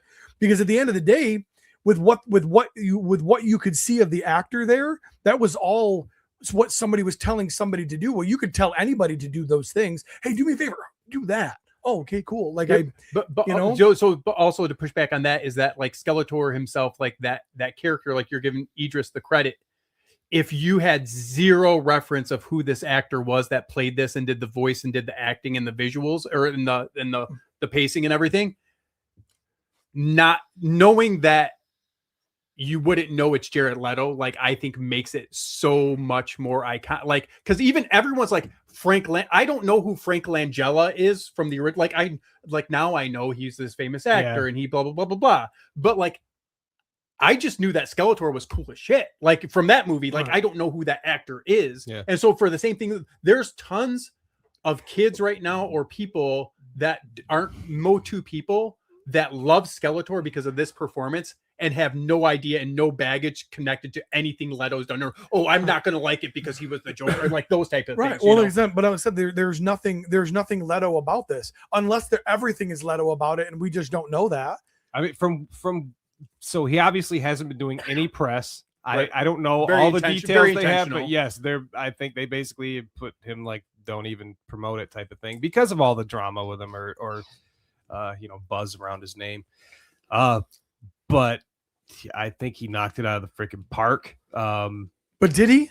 I do. Or did the movie creators knock it out of the park? No, He's just the guy that supposedly is in the suit. The way that Travis Knight talked about him is like they talked about like what type of direction the voice would go and like certain things, like just how sassy he would be and just a lot of his mannerisms. And I mean, a lot of that was you Leto. you guys have been led to believe that Jared Leto actually brought this character to life then, based on things that you've seen.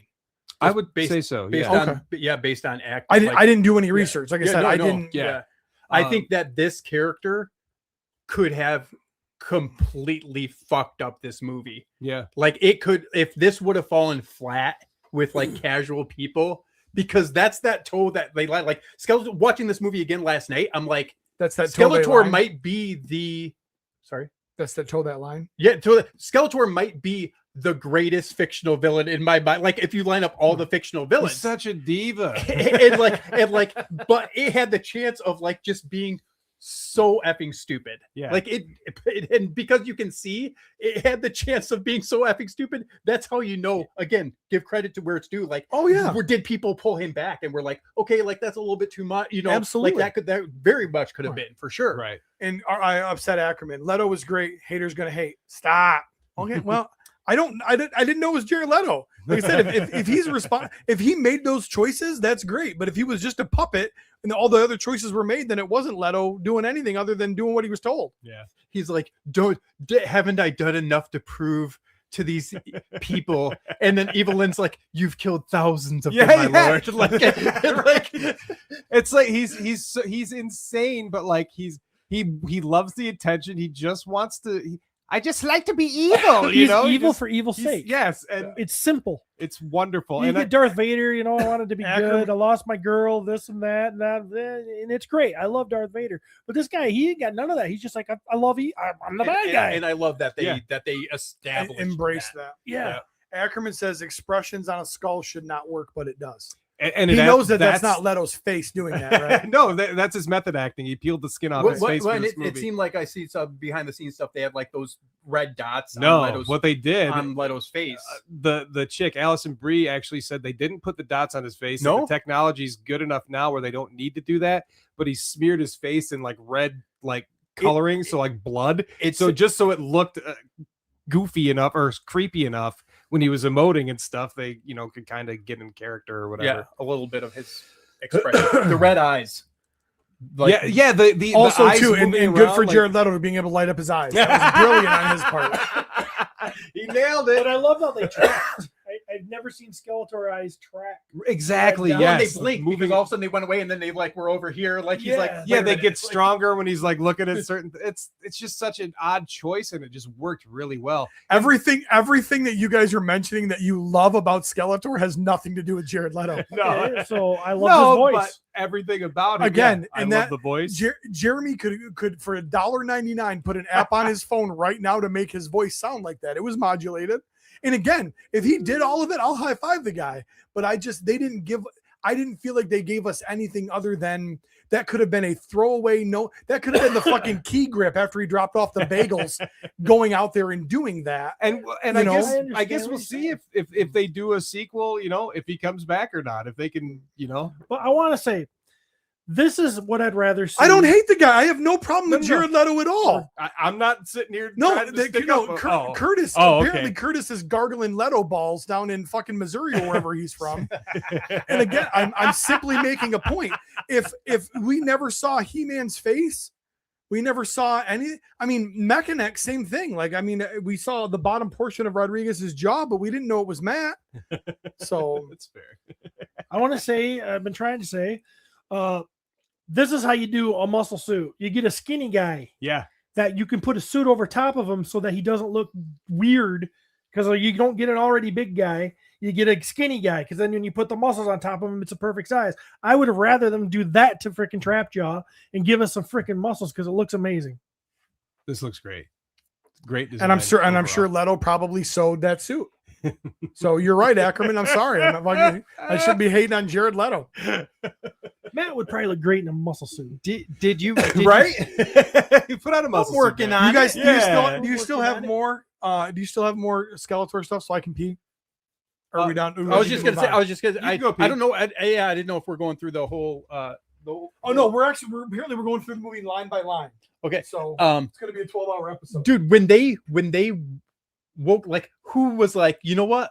Let's have Skeletor wake up in this movie. Like, whoever idea was that of like, was the pig guy? Is that a real thing from MOTU? Only from the '87 movie. There was a there kid was a that kid won a named contest. Pig Boy. He won a contest to be in the movie, so they made a character Pig Boy. So there was, and he's literally I just thought- standing there with a staff for like a second. Okay. in the movie. Yeah, he's not like actually featured. And but- they got that That exact. actor was amazing what he was able to do with that pig. Well, and that Pig Boy, him going up there, like, again, the sound of the hooves, the oinking, all the Little- sound yeah, all direction the with stuff. it, and like Skeletor's just laying there, and then like the eyes light up. He's like, "Why are you looking Yeah, at me?" And there's like, We got to see naked Skeletor feet too. That I'll was get fun. you. I'll turn you into sausage like I did your mother. Yeah, what a like, dick.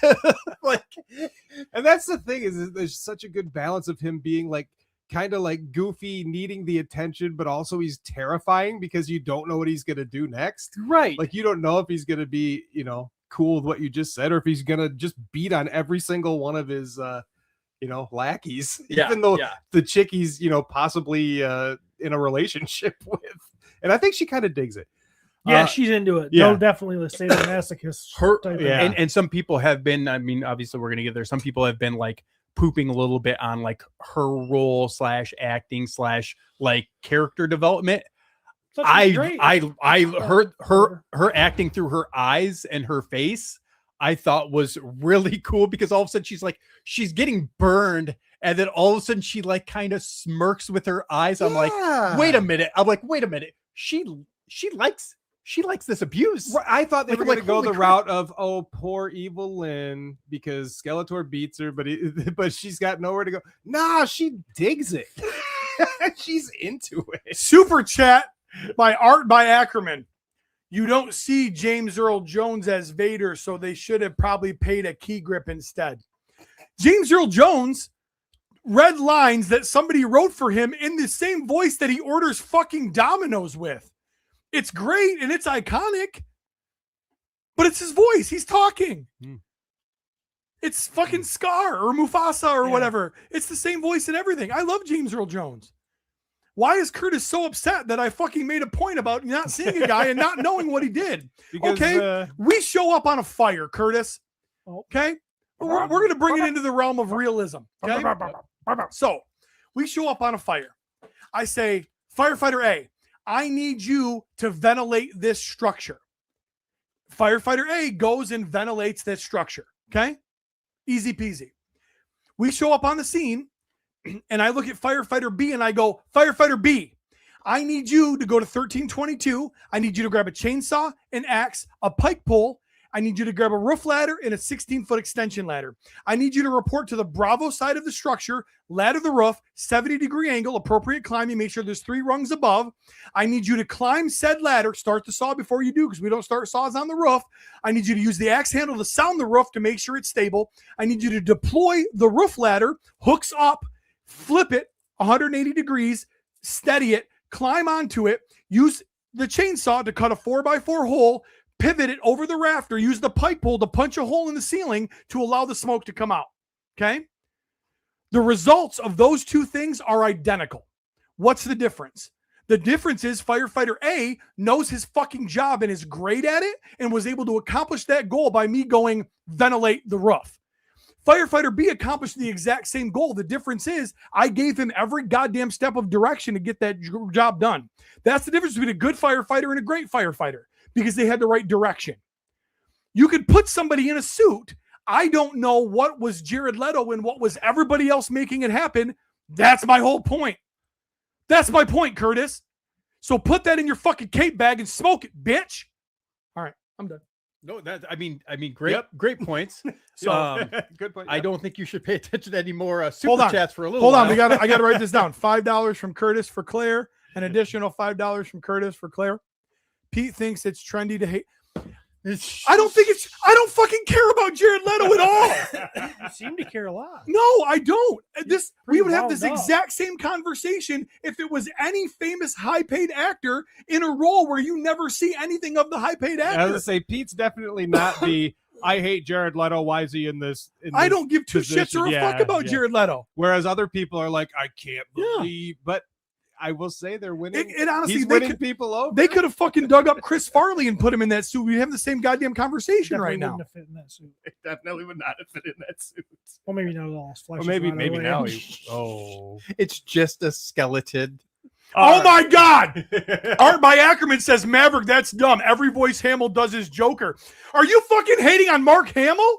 Oh, Who the fuck do you think you are, Curtis? Why don't you take that to shooting the shelf and fucking shit on fucking Mark Hamill? Don't do that on my show. and this is why We're Richard gonna put- Haynes stopped listening. We're gonna today. protect Jared Leto, but we're gonna shit on Mark Hamill. Good call. So who do we got next? I don't know. I think Evil Lynn. have we established that both Evil Lynn and Tila, when they were cast, people were like, is this gonna work? Yeah. And then now saying it works.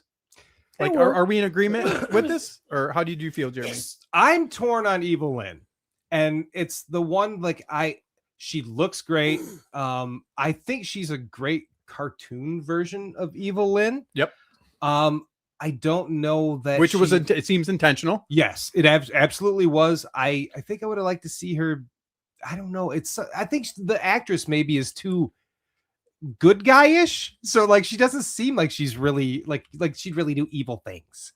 But that's just not what I got from her. I liked Evil Lynn. $20 from Paul Schreiber. Got the package, Pete. Incredible pile of loot. Thanks, buddy. $20 for Claire. Oh, read the rest of my super chat, Pete, for another $2. What did he say? So for those of you who don't know, the drama early this morning resulted in Pete declaring that all super chats are going to go to my daughter for her graduation. She That's is why- graduating high school. She has Oh, graduated. Pete thinks it's trendy to hate on Leto. Stick to matching your Glyos color to your newsboy hat, hipster. That doesn't hurt my feelings at all because every day I fucking. He's make like, sure damn match right my I will. hat." Damn right I will. I'm he's mocking you because you're fashionable. Yeah.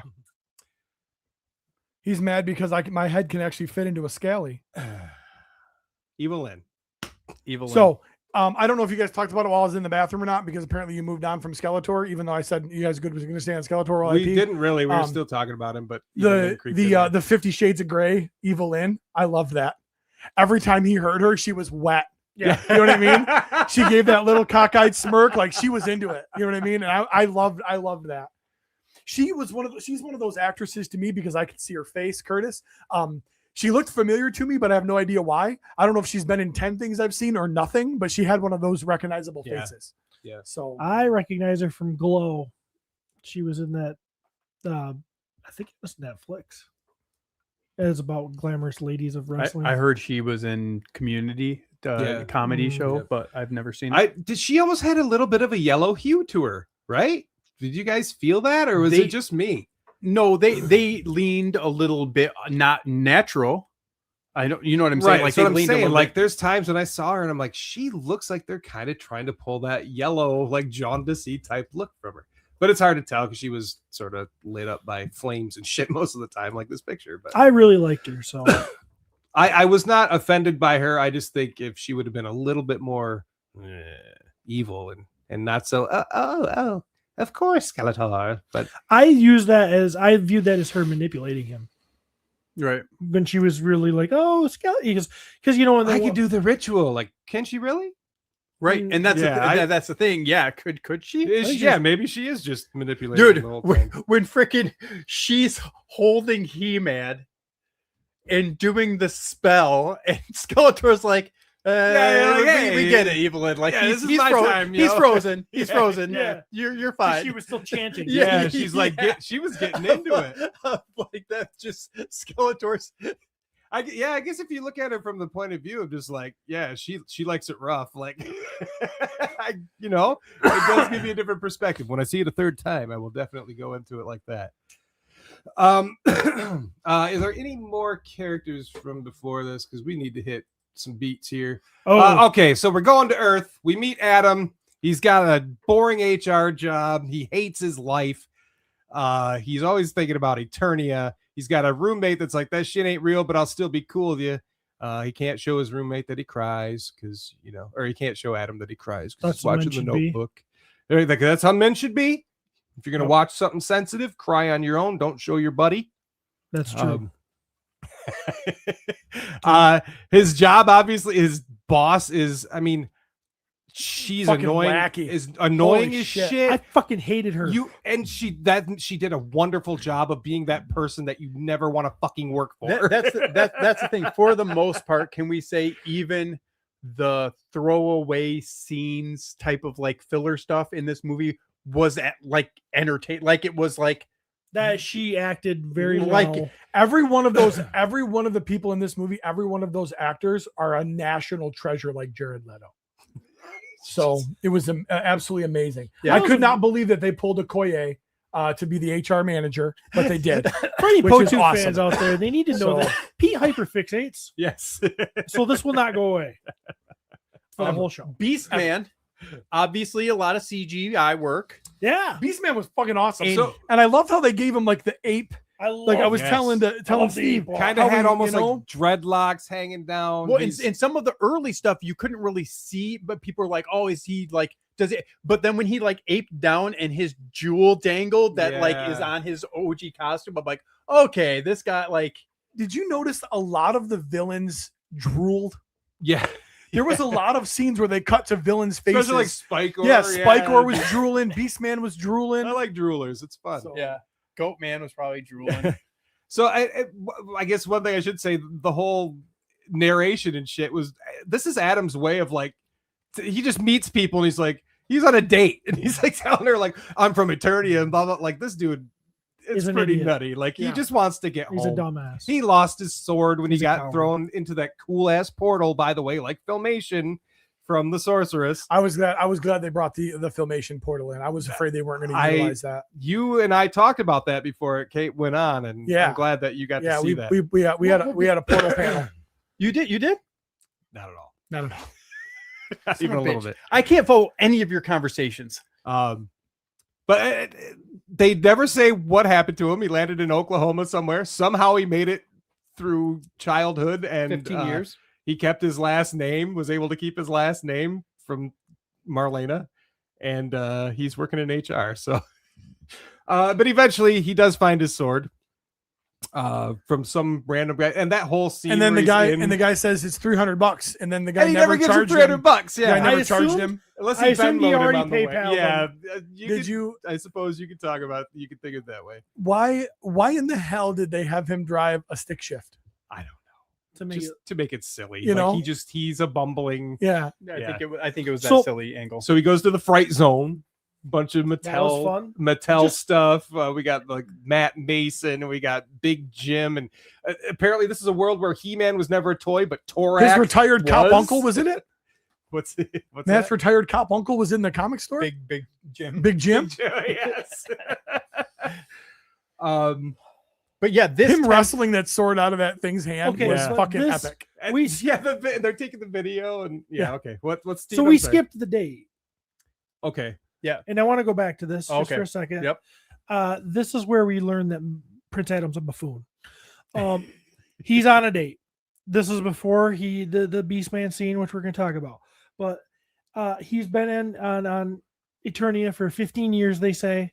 He has a job. He's a functioning person. And he, for some reason in his dumb brain, hasn't realized that you can't just tell people that some people don't even believe we've been to the moon. Right. And he doesn't believe that he hasn't figured out that you can't tell a girlfriend that you're from Eternia and you're looking for a magic sword and you got a green cat. He doesn't know that he hasn't figured out, he hasn't picked up that social cue yet. All right. The worst part about this movie is the fact that every version of He-Man that we've seen is Adam is playing to be lackadaisical, lazy, uninterested in anything that's important, right? But we've all seen scenes when Adam can't turn into He-Man, or maybe he's alone with Man-at-Arms who knows he's He-Man, and he acts straight up like He-Man as Adam. He still has the heart and the wherewithal. That's why he's the chosen one, Right. because it's in there. This guy here is whining as he's running. I don't know how to run. And he's running. The actor is running like a dummy. He's running. Before he was running, he did just get slammed into the side of a I don't- freaking semi. He's wimping. He's whining about running. So the heart of the hero can't jog. He looks to be in pretty good shape. He's a big guy. You can tell through his shirt he's got muscles. All right, you can tell. You can see this guy. He doesn't know how to jog. Well, he does, but he got beat up before. No. He's because he's that way through the whole dang thing. He is not the Adam. It's like, I don't like this Adam. He's a coward. He doesn't show anything that's like, okay, there's the heart of a hero in there. No, but they did show he was really good at HR. Yeah. So he's picked up that part of society so much that he'll bring that to Eternia with him. Oh, let's try to have an HR movie. But in America, or in the world where Earth, he couldn't figure out that you can't tell a girlfriend that you're from Eternia. I don't think he cared. Maybe he just wanted his sword. I don't He's in understand love with why, his sword. why you have no sympathy. The fucking kid was plucked from his home world, watched his parents die, or he thought they died, and he got dropped into a fucking pond in Oklahoma City. Okay. He doesn't know that those people don't know about Eternia.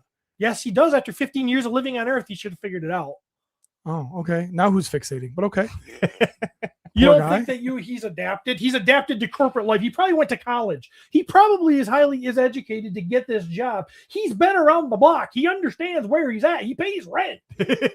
Okay. He-Man went to college, but man, don't talk shit about Leto. Fucking A doggy. Now, There if you go. he was fixating on the sword, I get that part. You know, he's trying to find the sword. Why? I don't know, because I guess the sword doesn't mean anything anyways. But it does sends a homing beacon. This is the worst part about it is I don't like Adam. I'm like, you're a whiny little bitch, and I don't like Adam. And then all of a sudden, and then why is the inconsistency? He turns into He-Man, he punches Trapjaw, he hurts his hand, but he can grab the Roton blades with his bare hands, and that's not a big deal. Because he was just getting into it. That was the very first time he had swung with that kind of might. He it didn't, took him by surprise. because as the movie goes, he had You never can been justify it, but it's dumb. He had never but been as he goes He-Man along, before. he does go from Yes, like, which is the inconsistency. he gets stronger as he goes. I mean, obviously the very last fight, I mean, he's got like a thunder punch and shit. Like he's and his eyes glow. Like, so he's gone from like, this is the first time changing to like, okay, so I'm not great, but I got some power. He could fall through trees, not get hurt. He can do all this stuff, but he punches trash. I'm gonna say this. I'm gonna say this one time for Steven and for the fans out there. Every descriptor that Steven used of reasons why he didn't like Adam, we can go and watch every iteration of Adam, and he is every single one of those descriptors, he's not. whether intentionally or pretending to be. He is. I disagree. 100%. Forgotten Tales of Eternia says that was Shadow Weaver in disguise showing him the sword in the Fright Zone. Ooh, maybe. Although she seemed to be. Oh wait, JRU Toy says, "Isn't there a MOTU podcast for this?" Oh yeah, there is, but we couldn't not do this. But yes, they could have these in between scenes though. My main thought process is, as this being a blockbuster, is these in between scenes of him on Earth and stuff like that could have been played as straight scenes, but the director, everybody involved knew like No, just the make director it, has nothing to do with this. It's all the actors. They pulled it off. We've already determined that. it should just be entertain, like be this jumping point to be entertaining of enough so that casual friends. I've seen this movie 2 times and both times with like non-He-Man friends, and they were like just laughing, like you're just laughing, enjoying a movie. I get that people are simpletons. Yeah, oh, 100%. I am a little bit a higher level of thinking. Christopher Reeves pulled it off perfectly as freaking Clark Kent versus Superman. Yeah. He, but so and Christopher Reeves had a reason to keep his identity safe. Adam doesn't. Right? And we took that away from it. So why doesn't he just act like a normal Adam on the I think the movie would have He did act like a normal Adam on Earth, and then you just bitched about it for 6 minutes. He did not. He told everybody about Eternia and what he was looking for. He was being Adam. He was being as the Eternia as he could be. And that pissed you off a minute ago. He wonders why the girl leaves the date. He would have rather had him pretend that this stuff didn't exist. I don't think he wondered why the girl left the date. I think he kind of was just like, I did it again.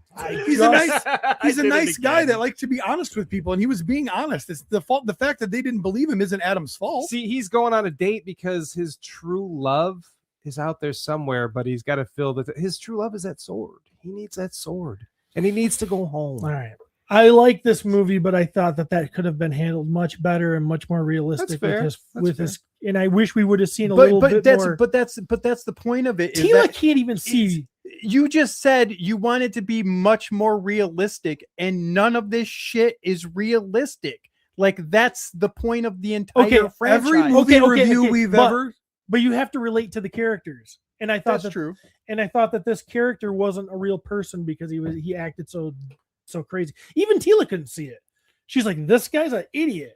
And they ham that up for the laughs. Yeah. And that's again something we can talk which about. I believe they shouldn't have. All of the people in every movie review that we have ever done have been thrown into some sort of heroic situation. And Steven has been pissed because they should not have been able to just beat everybody's ass. And now we go to the He-Man movie. Well, he should have never gotten hurt. He's He-Man. Well, you can't. Well, you can't give Daisy a lightsaber. Because she's just finding out she's a Jedi. She shouldn't have been able to beat those people's asses. But True. He-Man should have. No. I don't believe that at all. I don't think it should have hurt his hand. Well, He's got the power say of what you Grayskull in him. believe. Maybe he should have stumbled. Maybe he should have fought poorly. Maybe he doesn't know. He's not a trained fighter. I get that. But I don't think it should have hurt him. You can't do that and 5 minutes later grab a Roton blade and whip the thing in the thing and not even cut your hand. If he's susceptible to pain at that degree. Maybe he realized it didn't. Maybe he was surprised by it, and then he realized that. Then he realized he had it, and then it hurts, okay, but I can fight through I don't that. get broken hands. Right. Like, right. Okay. What's that? It's like Wolverine. Every time he snicks his claws, you've never like bumped something and said ow, even though it didn't hurt because you just reacted. Okay. Yeah, now we're writing things that we're just going way beyond with imaginary stuff. They're trying to give the movie as you give people visual and audio and emotional cues, and that's how you portray your story. So they portrayed the story that they wanted to portray, why they wanted to portray it like that.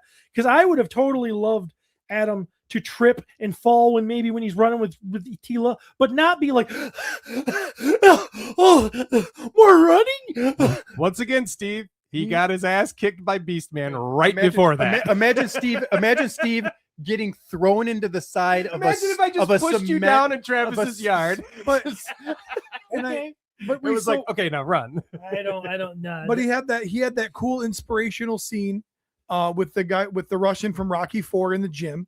Oh yes, You know what I mean? good journey. So he didn't know anything. He wasn't doing anything at the gym. He was lifting little weights. He wasn't working out, and all of a sudden he's running for his life, and He's you're in his pissed off because 20s. he's winded. He's in his 20s. He's thin. He's muscular. He should be able to run. How do you guys feel about that homage with Dolph? Like, how did that hit you guys? It wasn't what I expected. I totally thought he was going to be like a King Grayskull type of thing or whatever, and all of a sudden he's just some random guy in a gym Lame. talking about like, you're in my way, or you're in my spot. You're in my spot. It's like, oh, I get that. I get what you're doing there. And you Can you got any advice for the new guy? Yeah. Okay, super meta there. Maybe it didn't hurt him, but it was muscle memory. $2 for Claire from Art by Ackerman. Okay, fair. That's fair, Curtis. That's just what That is that's what I just said for free, but whatever. So So Tila had a hot ass. Oh Yep. my gosh, kept looking at her donk. Tila is gorgeous. I love this actress. I think she's beautiful. She's only 5'2" in real life. She's pretty short. I thought she did a great job in embodying Tila, even with that bootay. We didn't get to see it like in the cartoon, but that's fine. We always have the cartoon, don't we? Oh, her end of the movie's costume was so much better. Yeah, with her legs. But yeah, so we do get that moment in the cop car with the what's going on, because crazy shit's happening. What's going on? And we hear the song. We knew that was coming. Tila comes in, basically saves Adam's ass and takes him home. I love how Beastman can whip cars around and he's indestructible, but slamming a door on him will just knock him right the hell over. When a 103-pound girl whips a door at him, he's out for the count. Well, he's got to look out for doors. I dude. love this movie, but it was just like, why are you doing these stupid? It looks dumb. It doesn't even read as believable. And I want to believe. I want to believe in this magical world. No, you There's don't. certain rules. I don't know that you don't. do. You don't at all. I turned parts on of- this movie and I pretended I was 8, and everything that you're mentioning, it just doesn't matter. Like, it's does just matter. have fun. Like, it's wild. It's wild. How And I many get what you're saying. inconsistencies were in the cartoon, and you fucking love that. I I understand was what- 5, and that was made for children. So is this. It was made for adult children. Yes, that is true. We get back home, and this is, obviously she takes him, shows him where they're living now. And where did Tila's superpowers come from? Because she could jump 15 feet in the air. I told you, it's those blue eyes, man. She's got the sorceress powers in there. I don't see the sorceress jumping. Well, yeah, I mean, she's got wings. She can fly. She ain't got the wings She can yet. fall. So she can jump 15 feet. She can fall 30. No big deal. I'm telling you, she's got some superpowers in there. I don't. Well, they wish they would explain that to me. Well, 'Cause we should just know. No, she's a warrior. She's head of the guard. She's been trained. She's a good athlete and she's a good fighter. She's not indestructible. That's what we have He-Man for. Well, that's true. But she didn't, she did I pretty just good. wanted to know. At least even Man at Arms, they gave him little jetpacks when he had to jump high. I like that. Now that I like. That was great. Give them all jetpacks. Those are fun. I think even Trapjaw had that. So we meet some of the new warriors in the old prison. Matthew, this is your favorite character in MOTU. Shout out. Moss Man. Shout out to Moss Man. I think I Pour thought one he, out. Yeah, I thought he looked pretty good. Man. Looked good. I would have, give him a little bit of a line like, "You're not worth telling," like something a little bit more heroic, like instead of the cowering down. But whatever. Yeah. Like, he's also the one hero that might just come back next movie because he was just turned into sludge and then he can grow back. He grows back. So, Right. That's what Makes I'm sense. thinking. makes sense. Yeah, no, that's perfectly believable. Tila can't jump off a bridge. That's and be within okay, his power but- set. We've seen him grow and change and shape shift and everything and other things. That makes sense in the world That's true. that they built. That is true. So they're not sure that they believe he's Prince Adam. They actually take the sword, and this is where we learn, Adam named them all. And then they get thrown in like their dungeon, I guess, their little jail there to hold them while they look at the sword. Why did Tila get thrown in there? I wonder. No, hey, don't question it. Just go with it. This is gone. Dangerous. No off the rails. questioning that. Dangerous Dusty Lee says, "Stop overthinking everything, psycho. This is why no one likes you, no matter how much we want to." Wow. Forgotten Tales of Eternia says, "Moss Man is the Kenny of Motu, apparently." Right? Because in Revelation too, it was like, yeah. oh, you like Moss Man? Nope. Oh my God, they killed Moss Man. They killed Moss Man. Yeah, I don't know why they threw him in there, but we get to see Piss Pants, Man at Arms, and Yeah. Roboto. Yeah. Yep. Which we do get to meet Dean, which whatever. She Yeah. was in the newspaper comic strips. Nobody cares. Yep. I thought Kristen Wiig absolutely crushed it as Roboto. Her walking around in that huge suit and all of the body language that she did and brought that character to life.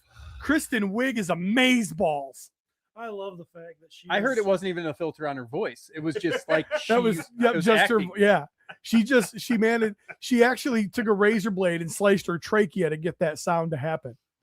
She's amazing. Oh, I love the whole "I'm not gonna clean stuff up or feed anybody," blah blah blah. That was Strong- awesome. So Strong woman shit. no. Yep. It's this robot tried to kill Man at Arms. So what is the most emasculating thing he could do, even though it's a chick voice? Yeah, he's gonna make her clean up his piss and vomit. Yeah. That's what she does now. It was awesome. Because she tried to kill him. Yeah. That's exactly. And he made her why. promise like 3 times. Yeah, don't kill me. Kill me. Do not try to assassinate me. Yeah. I had no problem. I with any did. of that. I did thought not that was make the funny. connection to who this was, until the chest plate scene. Oh, Then nice. I went, "Oh, okay," Oh, because okay. it never registered to me that this Yeah. was an actual I Motu think character. I think that I think that Adam calls her Roboto. They do, maybe but I once. did. But in my head, Yeah, it didn't. Yeah. And I had a Oh, because of the Roboto because of the visual fucking being- Glios in my Glios pocket. that you had with you. the- Yeah. So- the visual was a different Star Wars-y style robot. Yep. Yeah, no, they end up talking the cleaning bot into breaking them out. So they break out, and because there's another fight coming up. Yeah, the fight. The fight where they find where they've been hiding. Trapjaw. And this is where we get what? Yeah, we get Trapjaw again. We see Duncan is scared. Yeah, he's like Um, having post-traumatic stress Yeah, disorder. he's hungover. He's been living crappily for a long time. Still don't know why they had him in jail. I don't know if it was a jail. They locked him in there. Yeah, and had they to break did lock out him of in. it. Yes, 100% lock him in. So I maybe did- not a I jail, didn't but know if maybe it- like, hey, you guys need to sit here for a minute, but we figure what's Uncle going Drunkle. on. We get so we get the first transformation scene.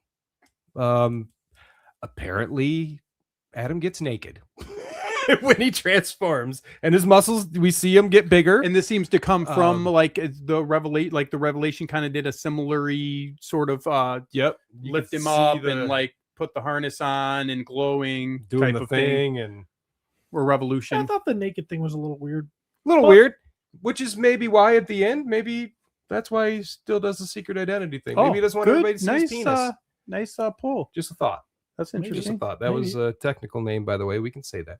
I don't know. I'm just wrapping my head around. It's got to be my fucking E-Man's got to be thighs out, skies out. Yeah, I don't want naked E-Man.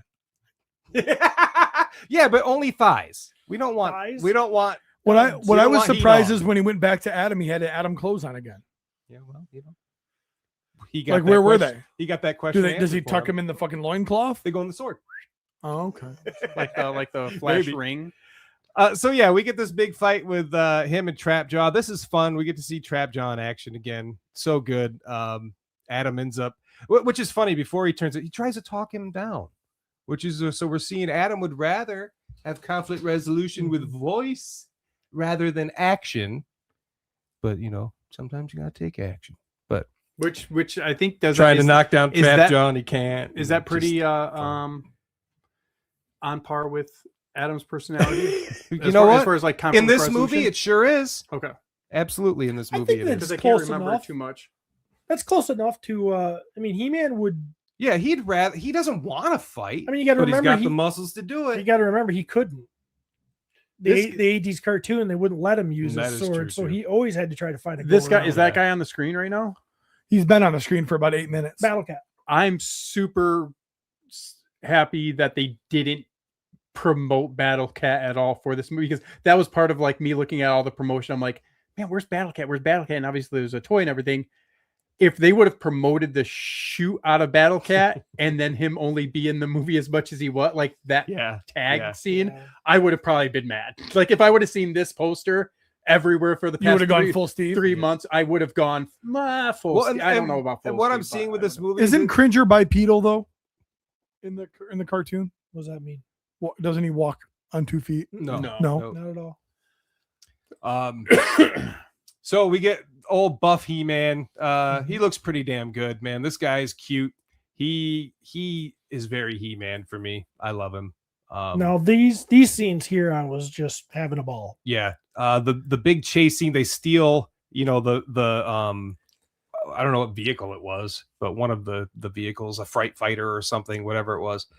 And well, the He-Man thing, like I was saying before, the visuals of it, like just being like showing like how him looking over his shoulder at Tila with his sword like this and his bicep and his smirk and his hair, like that was the first time in the movie I was like, oh, that's literally like, that's exact. He's a that's big exact. He's like, It was- hey, Did they it's really steal cool. that ship? Because isn't that the ship that had the case with Man-at-Arms? No, that was her ship. They were going back down to it. That's where Oh, they it was landed. her. Okay, That- you're right. that's what they Later land- on, they that's what take they a different landed ship. in. My bad. I Yeah. get confused. The other ship they landed when they in get was captured again, and then okay.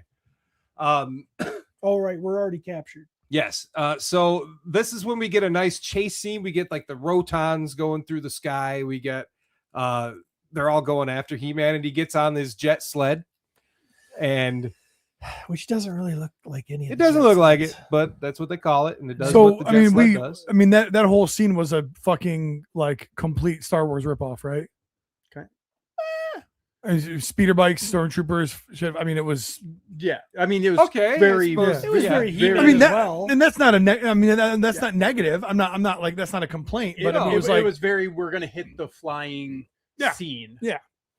I do wish that we just saw like Eternian styling with animal heads on vehicles and stuff. Like a little bit more of that. Yeah, that was a little. Well, there was missed. none of that. No, but like the Roton vehicle, I thought was awesome. looked Update, like an the awesome Roton. update. Like you knew, like You show knew me what the it was. vintage toys. Which one was this from the movie? You're like, oh, well, it's this one with the spinning red thing. Like, but yes, the speeder. But it just ended up just being like Just a lot of the sky stuff. sled. Like they could have done it to look more. They always, the toys always had an organic mixed with techno Yeah. Yep. look, and I really think that that's a cool look for He-Man. I just wish I'd seen. But it. even the ship they're flying, isn't that the It almost looked like Point Dread. like Point Dread? That's what I thought that it was, or it was one from 2000X. Like I thought that one was a specific vehicle that we've had before too. Oh, you were thinking.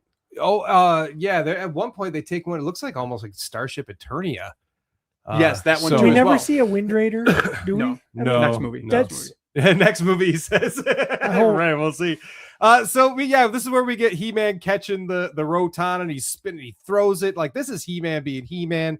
I thought the red trees and all that stuff, like that is just beautiful shit. That's when they crash. He-Man doesn't really get hurt. And then him and Duncan kind of have a moment, and Tila kind of goes off on Dangerous Duncan. Dusty Lee says Talon Fighter. Talent. Could have been, yeah. We get Man-at-Arms kind of, Iconic Zor on the sword. Yep, like, Zor which on was the very sword cool, moment. cool looking. Tila gets near Adam's loincloth. We get a nice little jokey. I was like, dang. Wow. Steve's okay with this part. And as soon as I saw that whole scene, I was like, from the fright zone to the friend zone. Yeah, right. They're getting close. And she's like, we're friends. We're friends. I was actually super happy they went that route to like start it off because like it's just like let's not go down that path. Not of yet. having- Yeah, we don't need that yet. whatever. We know it's coming, but like I thought that was cool. That like early on they're like, hey, brother sister, we're just like getting to know each other again. Like take it easy. And Well, like, I of kind of course- got it as she was afraid to kind of give any under because she might just lose control. Because when he lifted up the ship, she looked like she needed to sit on a sponge. Yeah.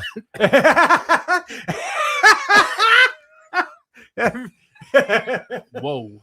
And I saw everybody complaining because he's lifting it up with one arm. It's like, it is rather heavy. And they're like, well, lift it with two arms.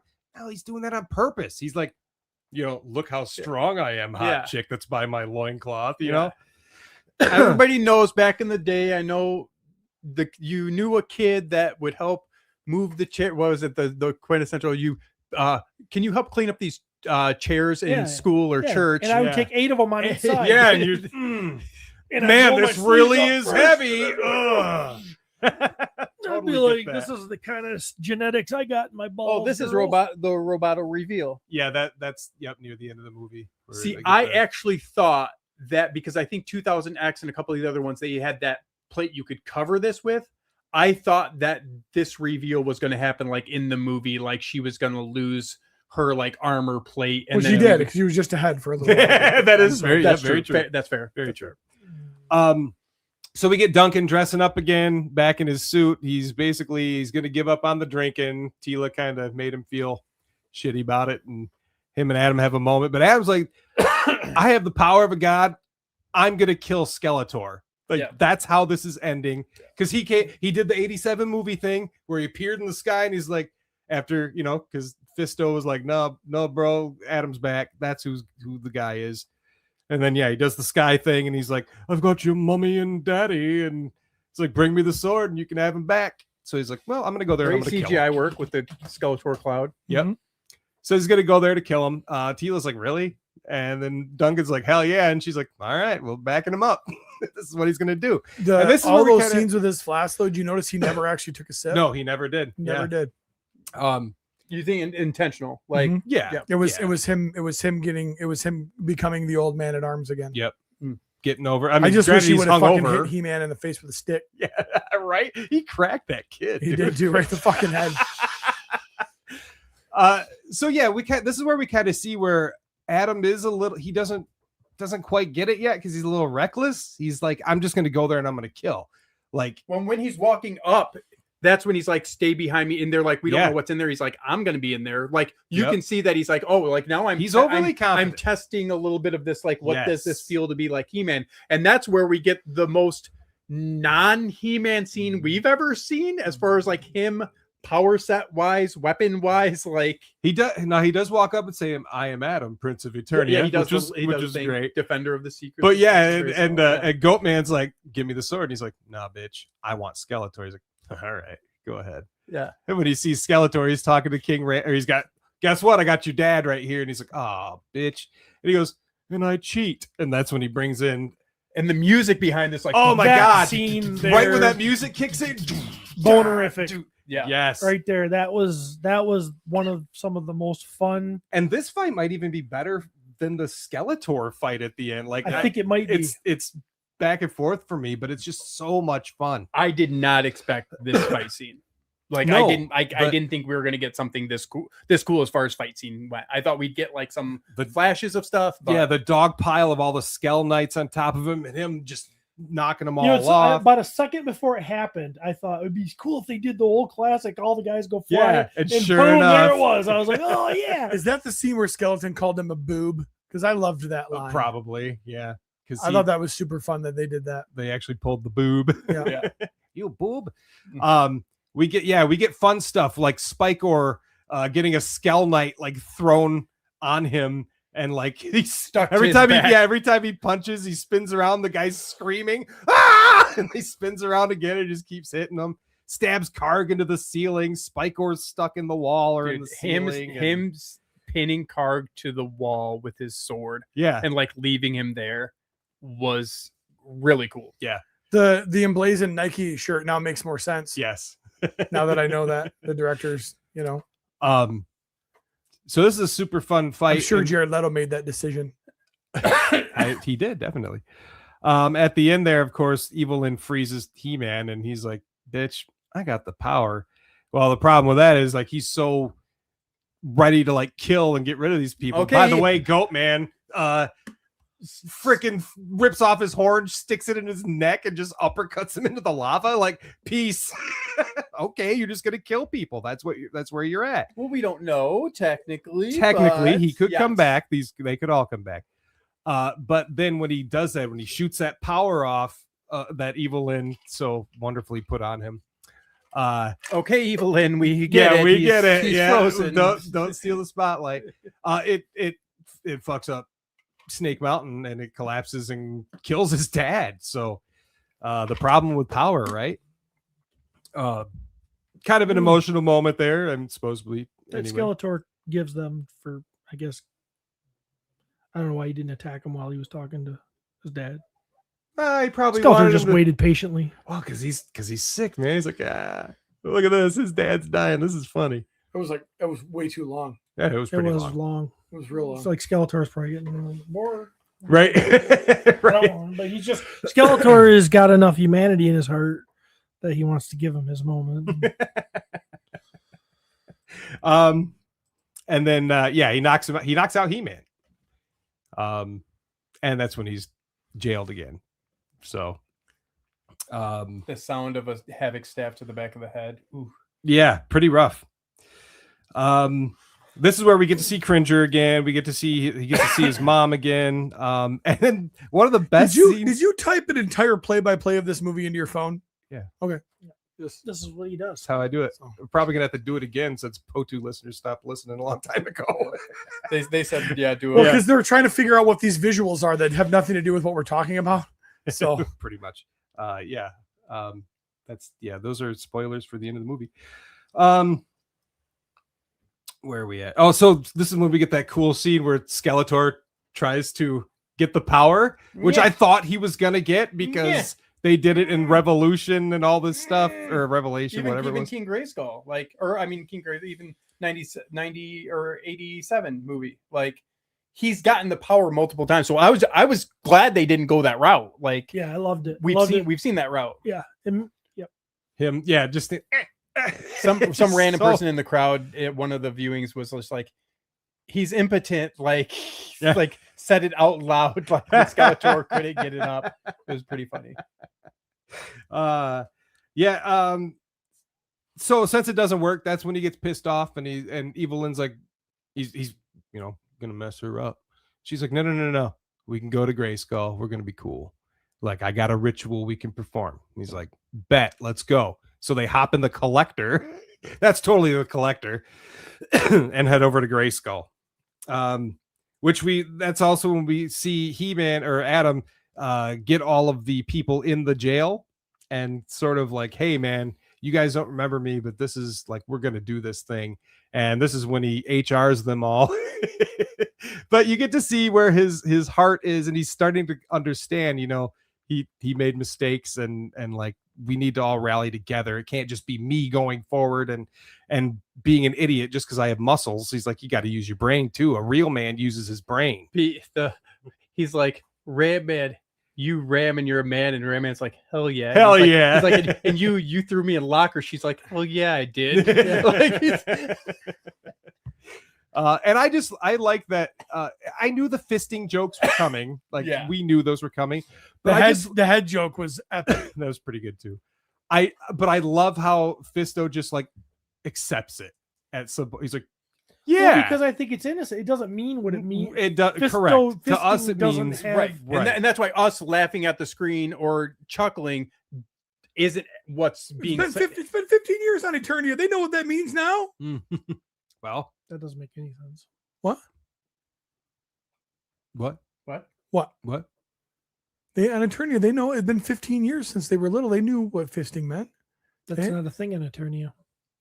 Is it? No. I It's don't not, know. because when he said, like, you fist him, Yeah. and he's like, But give them head is a thing. no, on that is, Eternia. yeah, now that was a Because when little- he said that to Ram Man was like, I think that if Adam on Earth in 15 years he figured out that he shouldn't have been saying that stuff on dates, in Eternia they oh, figured out that's what what you're fisting saying. was. That's what you're saying. You're Oh, not saying on okay. You know what I Eternia, mean? you're saying He He-Man should on have, but he Earth. didn't because he's Right. a numbskull.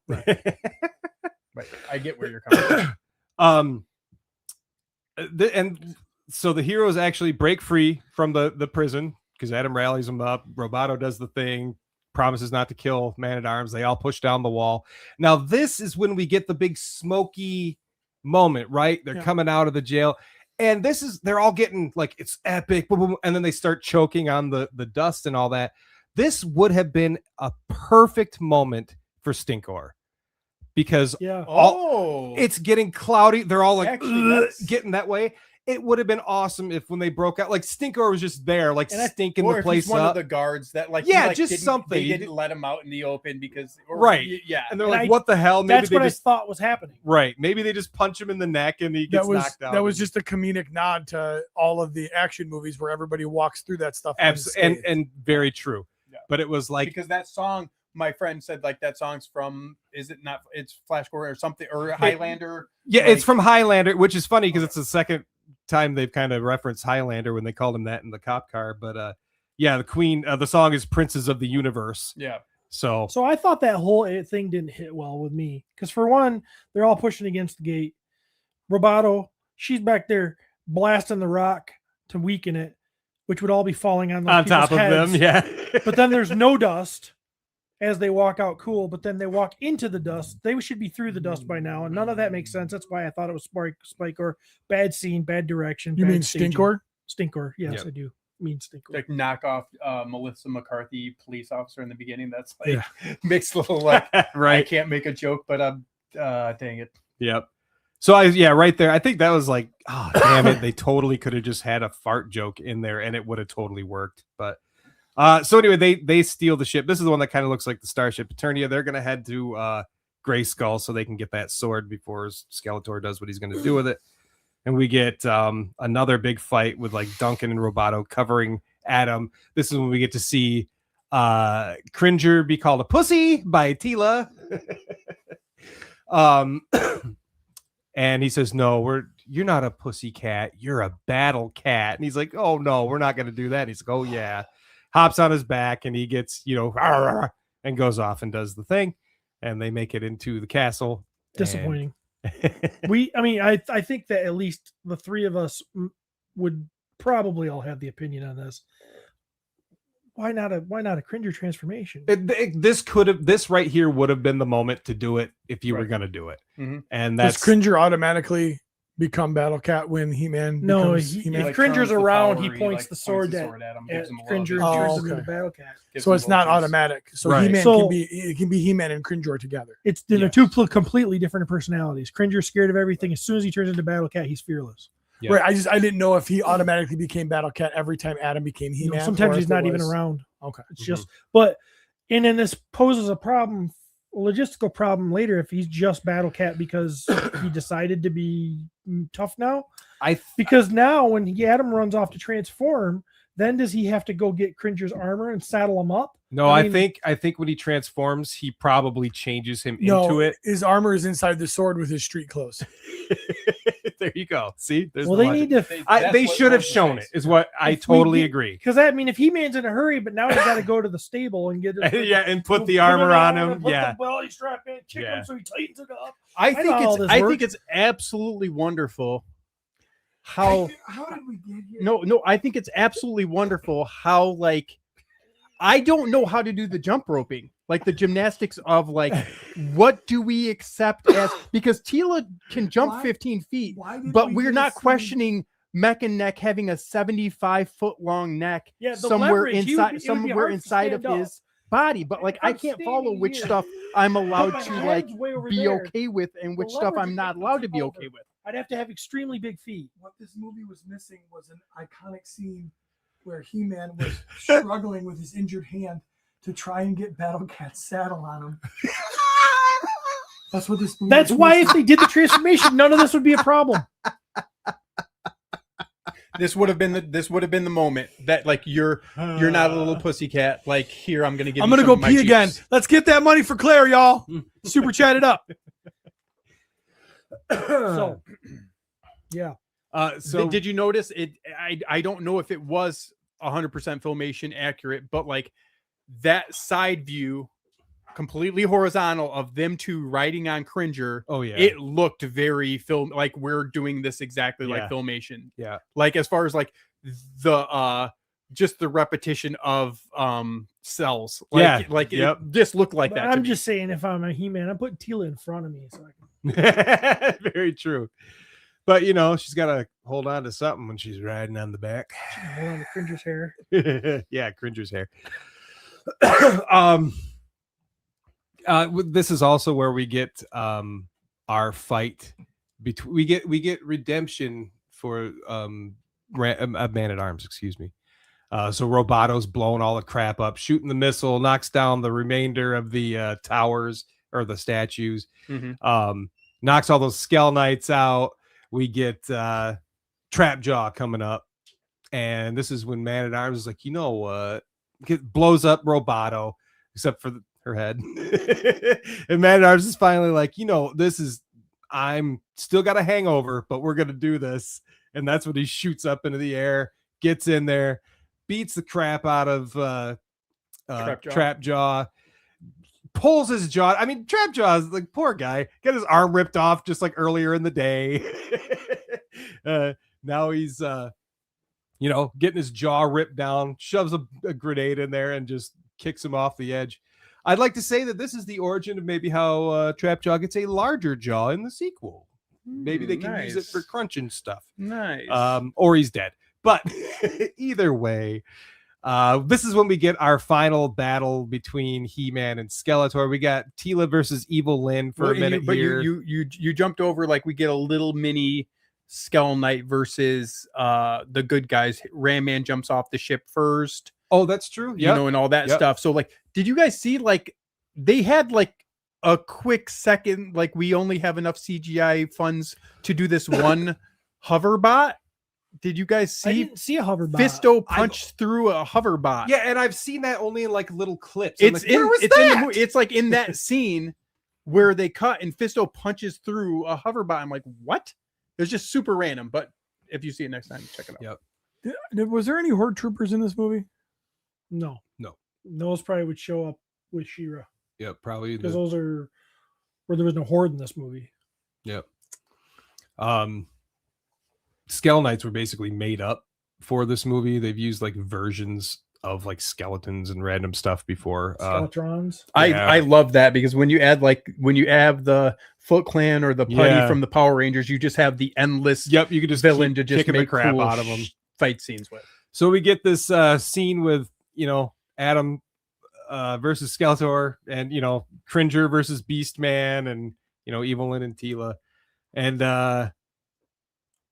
Adam holds up the sword, and Skeletor blows it up with his magic, and then proceeds to grab Adam's head and kind of torment him, get inside his brain and see what makes him tick. Like what is Adam all about? And that's when we get like, hey, where have you been and what you've been up to type of situation. So we get these fun little Skeletor variants,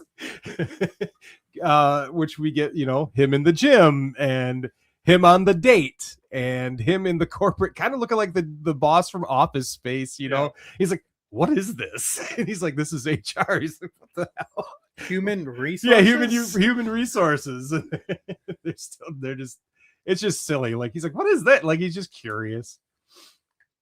But he's in there just making fun of him. Yeah, I didn't get the one where he's in the suit, but these are great. And as a matter of fact, there was a picture of Skeletor in a suit at a recent toy show. Yeah, and I think it's that. I think it's that. Like, yeah, they're good. They may be doing variants of this. So yeah, I love this. I think this is fun. He's even got his like face on the little card on him, and just super fun. Skeletor is just amazing in this.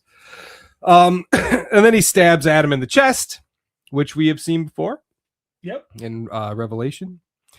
And we get this moment where he's basically dying. And he's in his head, and we got his roommate Hussein puts a drawing on his chest, and it's the sorceress. And this is the sorceress talking to him in his head, and basically, dude, the power was always in you, man. Super convenient for you to die, before once. Like the sword's like it's gonna protect some stuff, but I'm gonna tell you that power's inside you. I'm kind of confused on this whole thing, so I'm trying to figure out exactly what this is. Me going like, so is the power you in the sword? Oh, really? Yeah, because I thought Revelation, like this seems to be drawn from like that, because like that, like when it was proven that the sword is just the conduit. But if that was the case, then Skeletor would have been able to use it if he was worthy, I would think. Yeah, this is just a straight fucking Mjolnir ripoff. I think there's an angle, or it was called down, and like he has the power in him, like it went into him. At this moment, we've seen he's got the most power he's had in the whole movie. Yeah, and he changes into He-Man, and the sword gets fixed. He turns into He-Man, does his thing, and then he sheaths the sword. He's like, listen, man, bro, because we don't have to fight. I'm gonna whoop your ass. We don't have to. You which can is the change your most ways. filmation moment Super filmation of moment. this thing. Whereas like at the end of the episode, he's like, Skeletor, stop being a dick. Let's just be a good kid. And then Skeletor turns. Yeah. He's like, nah, I'm evil. He's and it feels good. It's just that whole I'm the villain, you know. And then we get one of the most epic smackdowns that I've seen, and you felt every single punch that He-Man was giving Skeletor in this moment. Just knocking his jaw and just fuck. Oh, it was. I was like holding my breath through every freaking hit. It was a great scene. I'm so glad that they made He-Man violent. Well, and see, that's the thing. It's like Man-at-Arms was telling him earlier, like, you know, being a manly man, you know, you can have feelings too. You don't, but it's not about attacking. It's more about protecting. You got to protect the people that you love. But sometimes you got to kill motherfuckers. You know, sometimes there's just no way around it. You know, he tried to you know, go the non-violent route, but so He-Man learned something in this, but Skeletor did not, and he proceeds to get fucked up. So then I guess we're back to Eternia, right? 6 months later. 6 months later. 6 months. 6 months later. Teela's They're still talking about things that just happened in the movie 2 minutes ago. 6 months later, but I'm sorry. Go ahead, Steven. Teela's rocking a hot little skirt. Yep, more cartoon toy cartoon accurate. She's got her tiara on with her hair up. She's got her thighs out. Yeah, I mean, Adam's got a more regal looking Prince outfit with the vest and the white shirt and all that stuff. We have a moment where all the heroic, you know, masters are sitting there and they got their arms on their hips and they're doing the laugh like in Filmation. Thought that was pretty fun. I'm not sure that his buddy was happy to be there. You know, sometimes you get that random villager like at the end of like an episode, like today's episode, you know, John realized that this and that and that. Well, here's Hussein standing there going like, yeah, I'm glad that you like chose me to show me this is all real, but what's he gonna do? Go back home and be like, yeah, Adam was telling the truth. Like, nah, that's not happening. But we do get the secret, you know, he wants to go off. Oh, I'm sorry. It was Roboto who shows the gears and says, you know, they got a distress signal and it's an Avion. So we know that they're, you know, that's a Stratos reference. Yep. And then off Adam and Cringer doesn't really want to go, but they go off and do the thing, and then we see they go off to put on his harness. Yep. To get him all. They go to his up, bedroom to go get his harness and put it on him, and they run off. And So, there you go. Boom. That's it. That's it. Oh well, and then we get 3 after credit scenes. With the first one is the Orko scene, which is you know, people were like, if Orko's not in the movie, I'm not gonna see it. Well, there you go. He's in the movie. He made it. I got a classic PSA type thing with shot of merman in the background. Yep, shot a merman in the background, or at least a merman of sorts. Behind, over his left shoulder, be on the right side. So that was fun. Then we get the epic scene, which is showing a sword with the little fluttery, like the spinny sparkles, and they go, Force Captain Adora, and she goes, not anymore. So she had just turned into She-Ra for the first time right there. Don't know what happened. There's because Queen Marlena said something about, like, you know, there's another one out there. So who knows what happened in her story in this version of Masters of the Universe. But so that's a pretty big moment. People are pretty cheesed on the old She-Ra. Did I have a picture of She-Ra in there, Pete? I have no idea. I'm sorry that you tuned out. There's the merman shot, and then there's She-Ra. This one's a little enhanced, but Looks like she's wearing like nylons, like Yeah.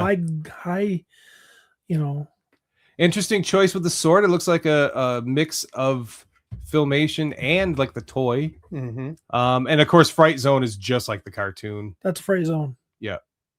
Wow. Pretty badass. This is just some model. They're like, I guess Travis Knight has an idea of who he wants She-Ra to be at some point in the future, but this is not her. But it's good enough representation. And then we get a third scene, and it's basically Evil Lynn picking up Skeletor's head. She wants some more abuse. She wants some more abuse. He laughs, and that's the end of the movie. And hopefully we get a sequel, but I don't know. I know that MOTU fans are going several times in a row, but I don't know if like normies are out there going. I mean, we got Pete, but that's just because he's friends with us. So, Pete, who was your favorite character in the movie?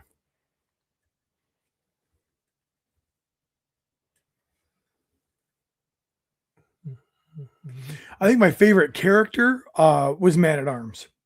I think the coolest representation was Trapjaw. But I think that my favorite character was Man-at-Arms. that is very Pete. Mm-hmm. Yes. Who wasn't in the movie that pissed you off, Steven? Who wasn't in the movie? Who were you like? How did they not give us? Many faces. There was a moment, a drawing, We but saw that was him it. in Adam's room. Yep. But I think Many Faces is a great just a representation of MOTU, what it is. Silly, And with what they did with all the other characters, when his head spinning and the face changing That would could have be been super cool. fun. How And about you, Jeremy? I think that even though I'm not like the biggest fan, I do think that Stratos would have been cool, or probably Merman more than Stratos, because I like Merman. Stratos I don't really care about, but either of those two probably would have been great, considering they're heavy hitters in the MOTU OG line. They did mention Zodak's name, so we'll take that. Matthew.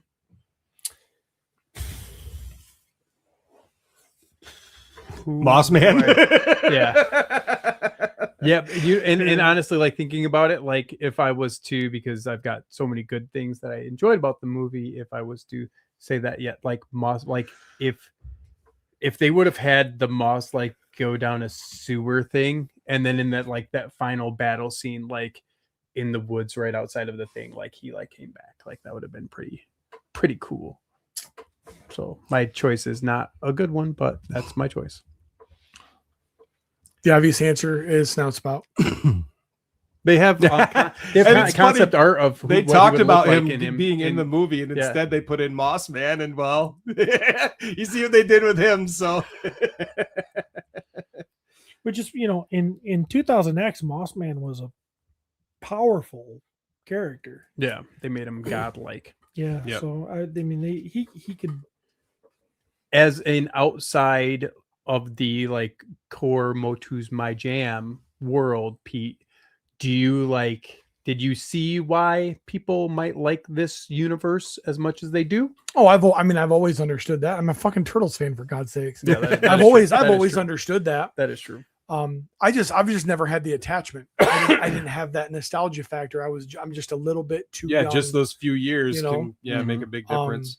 I was super happy with the movie overall. And I watched it like, man, these guys got what they deserved. Like I thought that was really important to me. So There were many ways they could have taken this movie. They could have gone Lord of the Rings, super serious, and I would have loved it. They could have gone super dark and violent, and I would have loved it.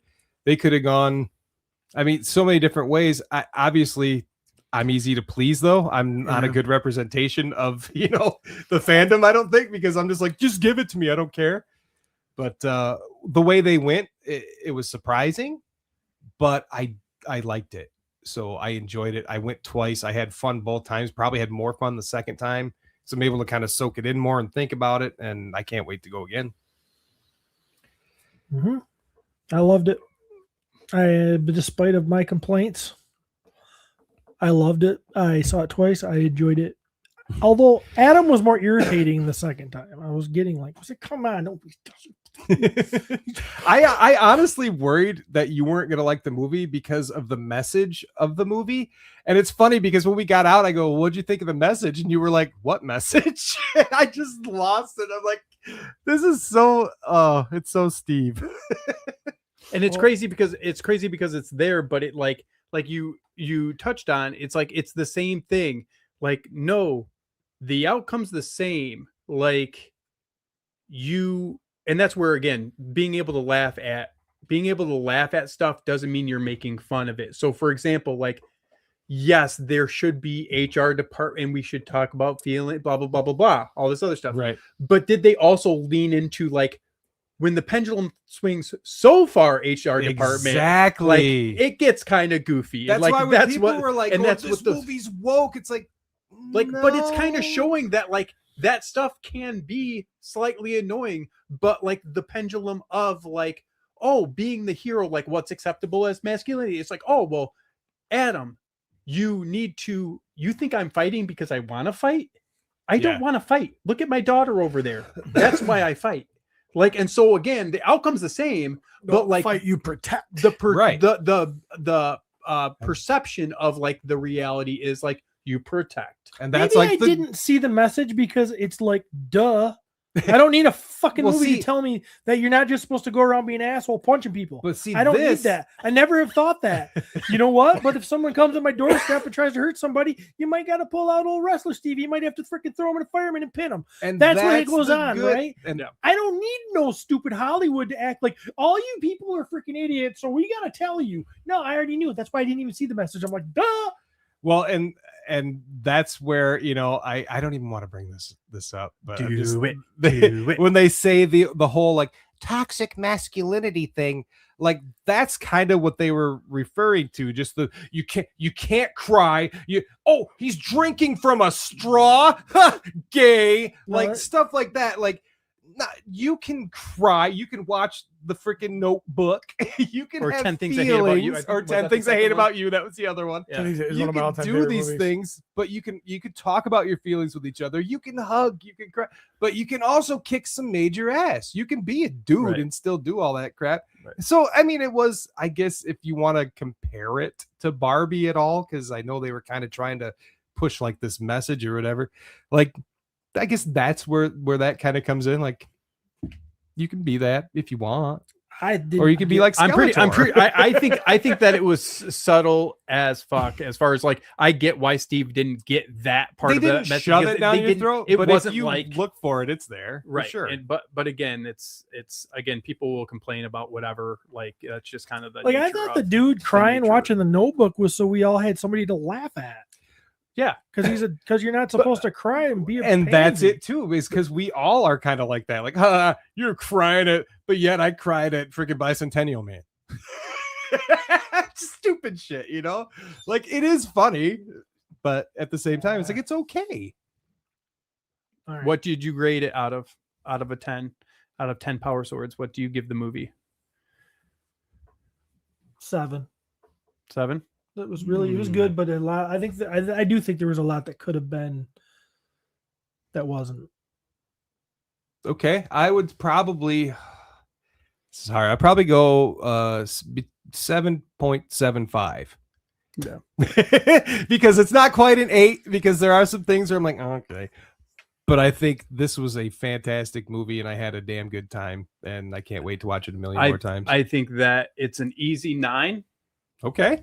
And that in 15 years, you guys will realize that I'm correct. I don't think you're wrong. See, I honestly, it's an 8 out of 10 all day. It was enjoyable. Every aspect of what you look for in a movie: storyline, acting, character development, soundtrack. It was visually stunning. It made fun of itself, and it had campy and hokey, but it wasn't over the top. It was just enough. They did a great job of bringing a brand new person into just a sci-fi fantasy movie that they could enjoy it. They gave enough nods to the hardcore fans to keep them happy. God, you know what? I'm gonna go 9. Now that I say all those things out loud, it was a 9 out of 10. And realistically, the only reason it didn't get a 10 is because they fucking paid Leto that anybody could have done it. Anybody could have been in that suit. Anybody can do that. You know what I mean? And that's why I give it a 9 is because I'm rating 1 out of 10 the things I didn't like. The things I didn't like, and it's 1 out of 10. And if they would have given me a struggling to get the leather done up on Battle Cat saddle in a stable, it would have been a 10. You know what I mean? If they would have given me more Tila skin, it would have been a 10. Yeah. I love the fact that they the low-hanging fruit of, there's got to be a romance. They didn't do that. Nope. They started down that path and then took it away from us in a very fun way. Yeah. Like, I liked that. Like, it was, hey, there are boxes that you have to check to make a successful movie. Everybody knows that. Like, there is a script, if you will, for success. And a love interest is a big part of that. And doesn't matter if it's fucking Texas Chainsaw Massacre or 10 Things I Hate About You. Like, there's romance in all of it, right? I mean, there's movies that I watch on a regular basis where there's this little romantic story. The guy just shows up to fix the dryer and she's stuck in it. I get it. You know, they didn't do that. I thought that, again, the visual representation was great. They gave us the origin without having to beat to death. This is the origin of He-Man and the Power Sword. And so a 9 out of 10 all day, man. It was fun. And I do look forward to seeing it again, to maybe pick up some things that I didn't catch before, or maybe to watch it from the perspective of, hearing what you guys have talked about today. Yeah. I look forward to sitting down and breaking this down again, minute by minute, with visuals that don't line up to what we're talking about. That's fucking podcast quality. Steven, one thing you didn't care for. The stable scene. Well, Laura's already mad at me. Trust me, I think I'm going to change my mind. Laura's already mad at you. I think the biggest thing that they explain. didn't. Okay, I'll put it this way, and I've already said it. I think the biggest thing they didn't give us that they should have was a Battle Cat transformation. Oh, okay. 100% fair. 100% fair, because again, the epicness, the angle of that we're going on, that the scene with him, I'll just continue piggyback, is that the scene with him against Beastman, visually, like, you're doing the CGI with both characters, like, you could have just did that with Battle Cat. Like, I will agree with you there. They didn't have the money because they paid Leto. So, Jeremy, one thing that you I do want to go. I think 7.75 is way too low. Now, because when I compare it to like other movies that I really love, Ninja Turtles, the first Ninja Turtles, Ghostbusters, stuff like that, like, this is the first time I've ever been on my way to see a movie where I could feel the nerves in my teeth because I was so excited about this thing. It's all I could talk about. I've been watching every review. I drank 3 Long Islands before I viewed it, and I had that same feeling. I think the reason why I didn't want to overshoot is just because, like, I wish there was more to it, but you're probably right. It's probably more like a freaking 9. But what was the question? The one thing that you were like, hey, I could have done without this. I probably could have done without most of the Earth stuff. Yeah, it really didn't. It didn't do much. Take it out, and it's still the same movie. Yep. Yeah, I think maybe the scene where they crash landed too maybe took a little longer than it should. Like, there could have been some pacing things. Is it fish out of water? I don't mind the fish out of water thing. I don't mind that at all. But just the length of that Earth time. Yeah, I think that I was happy that they only did that much. Yeah, stuff. they could have tightened that up a little bit, but I'm fine with it. Mm-hmm. If they could have spent more time, it should have been, maybe more time him getting used to the power. I think they still should have hidden Adam, but hide him on Eternia. They could have gone that route. You don't have to really give us much, and then just jump forward. Yeah. Okay. 15 years. Could have done that for sure. Make the sword lost. Make the. He's been trying to find it for 15 years, but on Eternia is what yes. you think. Okay. This is crazy. Interesting. So I brought Laura, right? And both me and the kid were like, she's going to hate this. Like, she'll probably like some of the scenery and the costumes, but she just said, what? 7.75. I can give it a strong 9. It was visually great. The sets, the costumes, and all the cute butt shots. Dude, him getting And she says Leto was great. Prince Adam getting off the ground when he's thrown by Trap Jaw. when They he show was- his ass. I'm like, that's Leto was America's- great at following good people's directions. I will absolutely give you that. I will say that there was a scene, Adam's laying on the ground, and we totally see those humps, his lovely lady lumps. And I leaned over to the kid and I'm like, dang. She's like, he's a cutie patootie.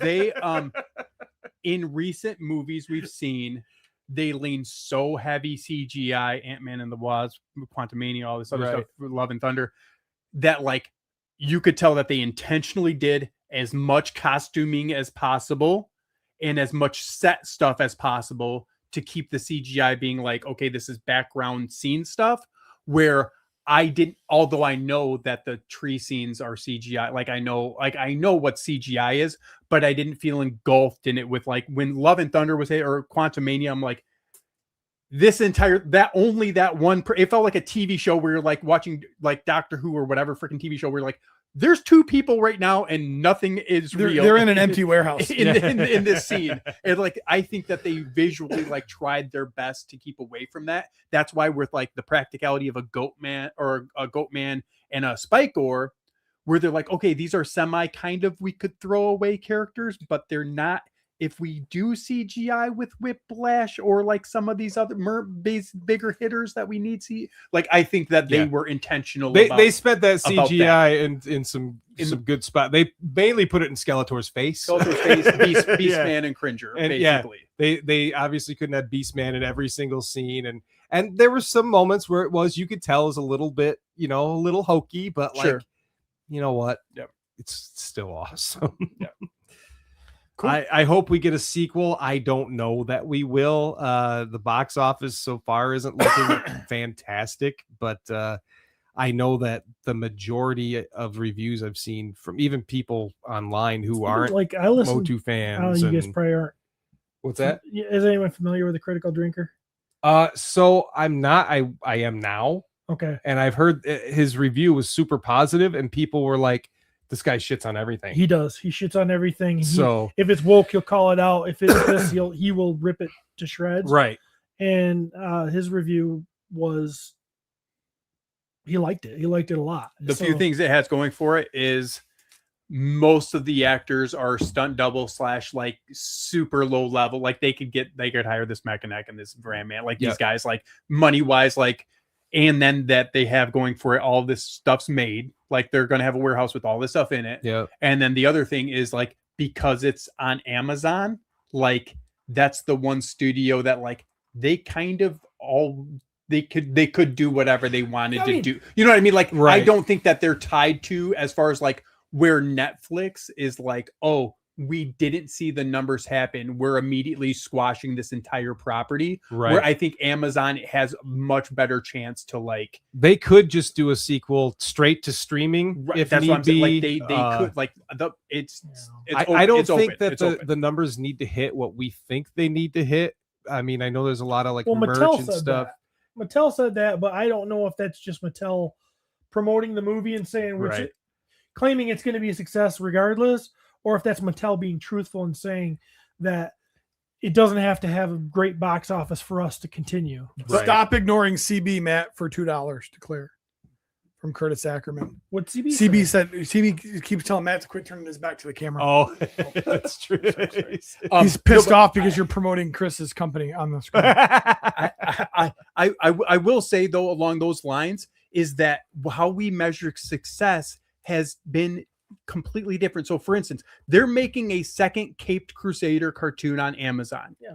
Do they make money on this? No, they don't. But they're keeping the property alive. They're going to sell toys. They're keeping Batman in the ethos, all this other stuff. So it's like the return on investment has to be viewed differently for this stuff than certain things that are like, oh, well, you need to hit X number or else it's not a success. It's like, I don't believe that for one instant with this type of stuff as far as like quote unquote box office, because again, everything's just so jaded in the sense of like 2 days ago, Thursday night of opening weekend, they're like, it's already a failure. Screen Rant or Screen Junkie, one of these guys is like, it's tracking to be a flop. I'm like, go after, like, I'm done with that type of vibe. Like, I get it if you want to watch the movie and be like, I don't think it's gonna hit, or I didn't like it. I'm fine with that. That's an actual opinion. But trying to be part of the voice of being like, this is gonna flop because I think Scary Movie's gonna do well. Like, Yeah. whatever. Like, And it's funny, like I'm and over that. I'm not huge on like the Rotten Tomatoes stuff, but you can't ignore it. And when you compare like Masters Universe with like Scary Movies numbers are just, way worse. They're just like people didn't, I don't know. if they Audience expected didn't I like heard it. it killed. and but I looking, heard it was number one, wasn't it? Scary Movie was now not? they may have sold more tickets. More people may have gone to see it, but the reviews Oh, are oh, down. oh, oh, is No, what but I'm even saying. as far as that goes, it's like we're still on Sunday of the opening weekend of Right, both of those right. It movies. technically And we're opened 2 days and we're ago. talking about it like it happened 3 months ago. That's Like, very true. Well, and I just looked it up. It's estimated at 54 million right now worldwide Yeah. in its opening weekend. I'm like, okay. So they spent 170 on it. It's been out for 3 days and they're a third of the way there. Yeah. Okay. right. They did put a lot of money into promoting it. Yeah. So I don't know how much they But actually need to the other make. side of it too is what are they going to make on the, I mean, okay. So yeah, the movie, they're going to make $100 million on fucking popcorn buckets, guys. Yeah. I mean, You know what I that- mean? Like, the big old popcorn bucket. By the way, this is great for Glyos. So yeah, I spent $50 on that. that was $50. Yeah, Did it come with Yes. popcorn in it at least? it did. They came Popcorn with and a a small pop. popcorn. Okay. Oh, well, that's 30 in itself. Right. So it's Actually, it came I bought- with 2 pops. Did you get 2 pops with yours? I did not. No. I bought 3. Was this empty and empty? Yeah. Oh, they gave you a cup though. No, I think I bought a cup. Right. Oh no, you're right. You are They right. gave I you a- upgraded it. So I Yeah. filled this up and the cup. Right? Okay. Is this like fucking M&M? yeah. Yeah, it's Yeah. yep. You can put. And you can M&Ms open stuff you can in open here. the door. Yeah, to- you open the. I don't know how this opens. That's worth $50 all day long, man. Yeah, it's pretty cool. They and this is probably the most like popcorn buckets and tins and all that type of stuff that like. 3 pops in a fucking M&M, 39. Oh yeah, it's, like, it's fuck, super you're pricey, right, dude. super pricey. But like we haven't seen like. We've seen some cool popcorn buckets and stuff. Like the Nosferatu one had a coffin, Yeah. and we've had some Star Wars things and whatnot. But like now we're starting to get into like just collectibles, Yeah. and I'm okay with it. I wish we would have had the sword at our theater. That's the thing I probably wanted the most. I also wanted the tower or Yeah. the throne, See, I wanted the Skeletor head. and that you could get in Holland. Yeah, that's the only. That's the So only if one you we want to got in drive out, Holland. I mean Matt I can can pick get it it up to you for you. tonight. I'm going in a few hours. You're going Is it- again? Yeah. For? Yeah. Oh, I It's want a to go big- it's a again. Big head, isn't it? Yeah, it's not very big. It's kind of small. But that one, it's 30, and then the Mandalorian helmet's 55. Oh, yeah. I want a Yeah. Skeletor head. If you get one for me. Yeah, I'll get one for you. Yeah. And you can go online and you can, do payment plans. You can buy stuff from, but Yeah. it's better when you can find it in person, of course. Well, I think Motu Joe has checked off the list of like that guy, 87 things. listen, Motu Joe's insane. Yeah. I don't know. He is the he's most like finding. insane. He's like, Masters collector. is somebody 3 hours away? I need you to get. I heard Yeah. that this one is at your thing. Yeah, like he's hardcore He's got the into it. hookup. Yeah. Did we get another super chat from Curtis, or was that No, that was the one. Okay.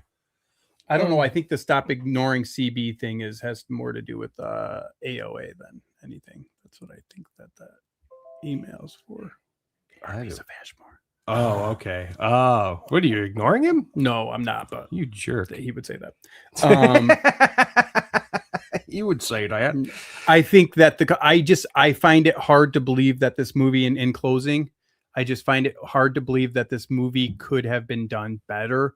I will mention something that I learned recently, and I want your guys' opinion on it because you guys used to do all the old Marvel reviews. Mhm. I've never heard this term as like a script being weeded, but I watched a review last night and the guy was super honest about it. And he's like, hey, there's this quote that Travis Knight said about like what he wants out of this movie.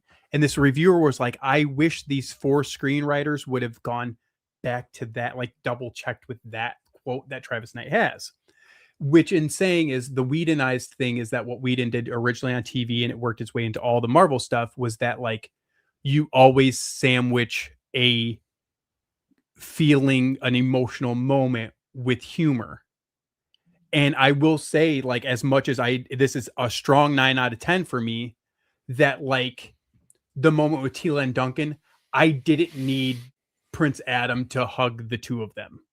Right. Like I could have just liked But see, that moment moment. Didn't offend me. No, I don't. It's not. It didn't seems offend like me. It just didn't an offend me. I'm example. just saying. I'm just Right. saying the example of like that's what these movies and emotional moments I have get you. become in every iteration. Is this like you have a deep moment And and then you laugh. need to quickly like we I was can't be scared emotional. about We need to that. quickly like jam a humor into it. I was You know, scared so I about was that just because curious if you people guys were noticed that as well. people were saying that before I even saw it. Like there's this moment that has this, and then they followed up with a joke. So like when King Randor and him were there, and like crying, like it's this moment. I'm like that he's gonna fart or something, just something stupid. You know what I mean? Yeah. And they didn't. So Yep. it's not like they did it with everything, which is nice. Right. So some people. No, I don't know. I just didn't know if you guys noticed Yeah. a little bit of that. Somebody put it out in the comments earlier that Randor was played by the Prince from A Knight's Tale, and I didn't know that. I knew he looked familiar, but I didn't know why. James Purefoy or Pure, yeah, No whatever idea. his name I is. have Yeah. no idea. But he was the- Interesting. yeah. I didn't really recognize him. But you also tilt when you should withdraw. But Oh. that is Knightly as well. That character's so good in that movie. What he was telling him is you should, don't OD. There's a time to withdraw. Is what he Skeletor was- gay? What? Or is he just like this? Is this okay? Let's not. He's not gay. Obviously, he's into Evil Lynn. Or What kind of? Is But, he sexually open? is he? Yeah. Is he?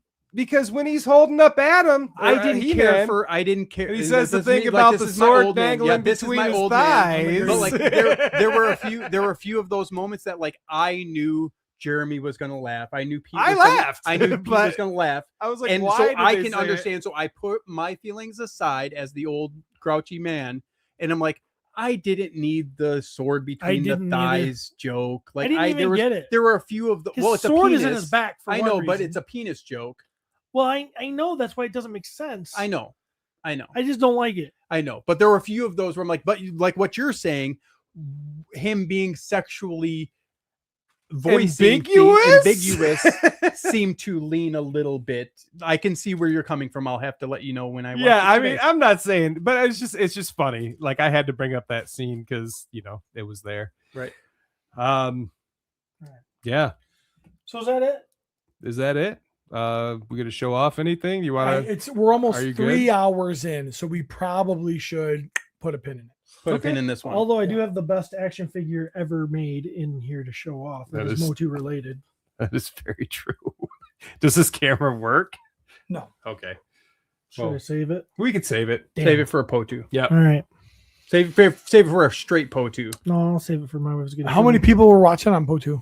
I think we got a total of 7 at one point. So Nice. That's pretty They good. dropped off. Yeah, we did have somebody drop off because we didn't get to the review quick enough, and there are a lot of swear words. So Oh, did they comment that? yeah, Who was it? Be watching with kids. Richard Haynes. Oh, I'm sorry, Richard Haynes. Got my dick in my hands. All right. So to put a pin in it, Wrap good it up. movie. Okay, Everybody go I see think it. they're cool with it though. I think his wife's Again. been messaging me. We're cool. Yeah, see it again. We need this thing to recommend keep it. going. Yeah, no, but recommend like non-MOTU fan. Like Yeah. there's some movies I wouldn't recommend people to go see. I would recommend anyone who hasn't seen a good movie in the theater recently to try this one. Have fun. Yeah. Have fun. Seriously. Sorry, POTU, if I upset you, because honestly, No. I don't. They like knew to do what that. most of them knew what they were getting They into. know Peter. So we're wrapping up the crossover review. First time we've ever done 2 at the same time. Well, first time for us, the second time for Jeremy, but that's neither here nor there. Hey. So POTU, My Wife's Gonna Kill Me. No Trav. We pulled in Matt. Yeah, go see the movie. It was fun. Enjoyed it. Or if you don't want to go see it, just watch this episode for Jeremy's play-by-play. So honestly, thank you to Jeremy for putting together the show today. Painstakingly remembering each moment. Yeah, I enjoyed it. I'm the non-MOTU guy. I am and, so glad you know, that you enjoyed so- it, Pete. I really am. I'm not. I would have loved to have hated it because it would have been so much more fun. Yeah. But, I'm sorry to the Leto fan club for me being honest. I didn't realize I was going to trigger you so hard. Just put your headphones on, crank up your 30 Seconds to Mars, put on your old MTV My So-Called Life reruns, and you're going to be just fucking fine. Matt Rodriguez, Jeremy DeWitt, Steve Bisciotti, P. McCarthy. Until next time, we'll see you guys in the toy. Whoa, hold on a second. Whoa. We're at $81 for Claire. We got to get to double digits. I need 19 more dollars. We're not gonna fucking put $81 in a card. If only this. Come on, toy super cam chat it worked. up. Super chat it up. 19 Okay. more dollars before we close it out. I did get this cool tin that does He-Man the Skeletor. Wait, let me see. What does that look Isn't like? that neat? Let me Look, see. You can see it on the screen. See what? I can't see it. Oh, I can He's see it. on digging screen. deep. Come on, super chats. Super chats. Need 19 mo. He-Man. Dun, dun, dun, dun, dun, dun. Dude, they dropped the theme. They dropped the great. There's one. They $20 from Paul Schreiber. We did it. it. Oh man, no, we're at 101. We just need 99 more. We can't just give her 101. Now let's get No. 1,000 for Beanie for her birthday tomorrow. Oh, okay. $101 for Claire Bear. Thank you guys so much. Thank As you, always, everyone. have yourselves a great rest of your weekend. Wait, whoa. Yeah. What's this? This is what